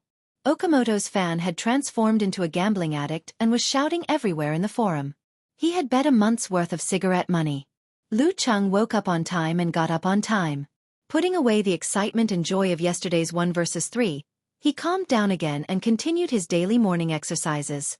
When he returned to the hotel and had a buffet breakfast with Yen Zheka, She found the Weibo of all-knowing man in ganghood and showed it to him. This guy is so despicable, using you to create hype. Yen Zheka puffed up her cheeks. Reaching the inhuman stage within the year. Lu Cheng chewed on these 4 words. He was a little irritated and a little amused at the same time. Is he really sure that I won't be able to break through by then? My progress in these 4 months has slowed down a lot compared to before, but it's still much better than I expected. The training from that life and death battle was pretty useful. The breakthrough of willpower was the most direct, and this was one of the core contents of dance stage training. With the passage of time, it could be fed back to the spirit and affect the physical body. Yen Zheka didn't say much about this, as she was afraid that it would affect Lu Cheng's state of mind and state. She just outlined her dimples and said, "Yes, I'll give him a surprise when the time comes. Yes, I'll work hard. I won't respond now, in case he uses me to create hype again." Lu Cheng stuffed a piece of toast into his mouth. After breakfast and a 20-minute rest, they walked to the martial arts gym they had booked and started today's special training. Since the 3 He brothers from Mingdao had already been chosen as their opponents, Geezer Sure had gradually increased the daily practice of cooperation after he returned from the winter vacation. However, specific and targeted training could never replace the regular practice. It could not be used to overshadow the main practice, or it would affect the improvement of every player. Because of this, until they passed the challenge of Hudong, Songqing University Martial Arts Club's pre-match practice focused on cooperation. After lunch, Lu Qing originally wanted to take Yen Zheka to walk around the capital and relax for half a day. However, the girl had to fight against Ming Dao, which was very important to her. She didn't want to go out, so she wanted to stay in the room and watch the video of the fight between Hua Hai and Ming Dao over and over again to grasp every detail.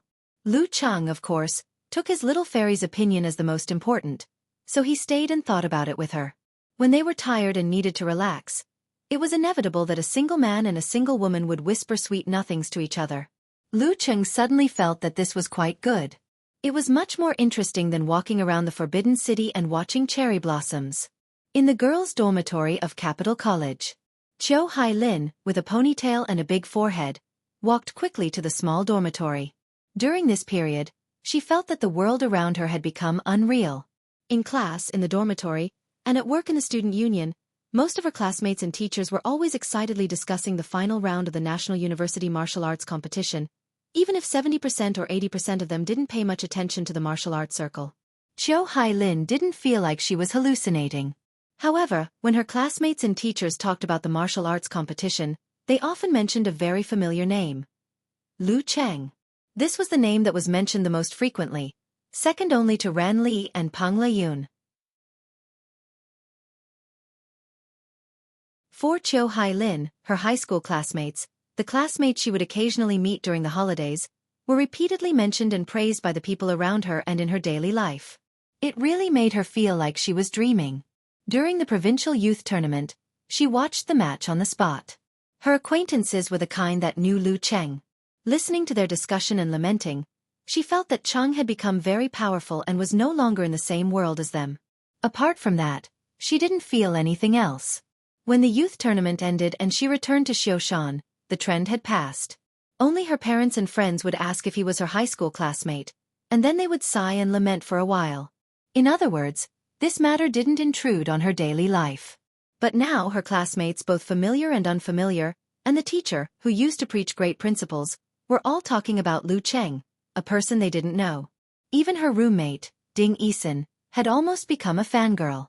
Suddenly, Chiu Hai Lin had some thoughts that she didn't usually have. If I tell them that Lu Cheng is my high school classmate and we have a good relationship, how will they react? With this expectation, she opened the door of the small dormitory and saw Ding Yisun and the others, either in front of the computer or lying on the bed, browsing the news and Weibo, discussing Lu Cheng and the 3 He brothers. "What are you talking about?" Chiu Hai Lin asked knowingly. "We're talking about the martial arts tournament." Ding Yisun, with ordinary features and fair skin, said excitedly, "The 3 He brothers formation won't be a problem for Lu Cheng." "Lu Cheng?" Chiu Hai Lin seized the opportunity and asked, "Who are you talking about?" "Hai Lin, what's wrong?" Ding Yisun, who didn't usually talk about the martial arts tournament in the dormitory, was surprised. She smiled blankly and said, Lu Cheng and you are from the same hometown, Xing Province. He's from Xing Province? Let me see his photo. Qiu Hailin showed her surprise and excitement. Ding Yisun handed her phone to her and said, "We're from the same hometown." Before she could finish, she heard Qiu Hailin exclaim in a low voice, "My classmate." "Your classmate?" Ding Yisun and the others opened their eyes wide. "Yes, my high school classmate. We have a good relationship." Is he so famous?" Qiu Hailin unlocked her phone and showed the group photo she had prepared beforehand to Ding Yisun and the others. "Wow!" Ding Yisun suddenly got excited. She climbed out of bed and pulled Qiu Hailin's sleeve. "I didn't know. Hailin, you're so good at hiding your true colors. Come on, tell me what Lu Cheng was like before." "Hailin, you're such a love-struck fool." "Hailin, help me get some autographs of Lu Cheng." Du Yi rolled her eyes at Ding Yisun. While chatting, Qiu Hailin excitedly shared Lu Cheng's high school anecdotes with her roommates.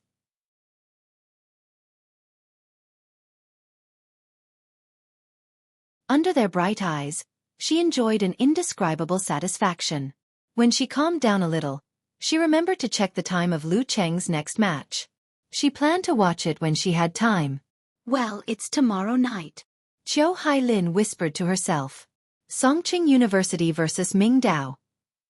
You're tuning in to the Xiaofan's Wuxia Tales YouTube channel. Don't forget to subscribe and join us on this journey to catch the most captivating stories.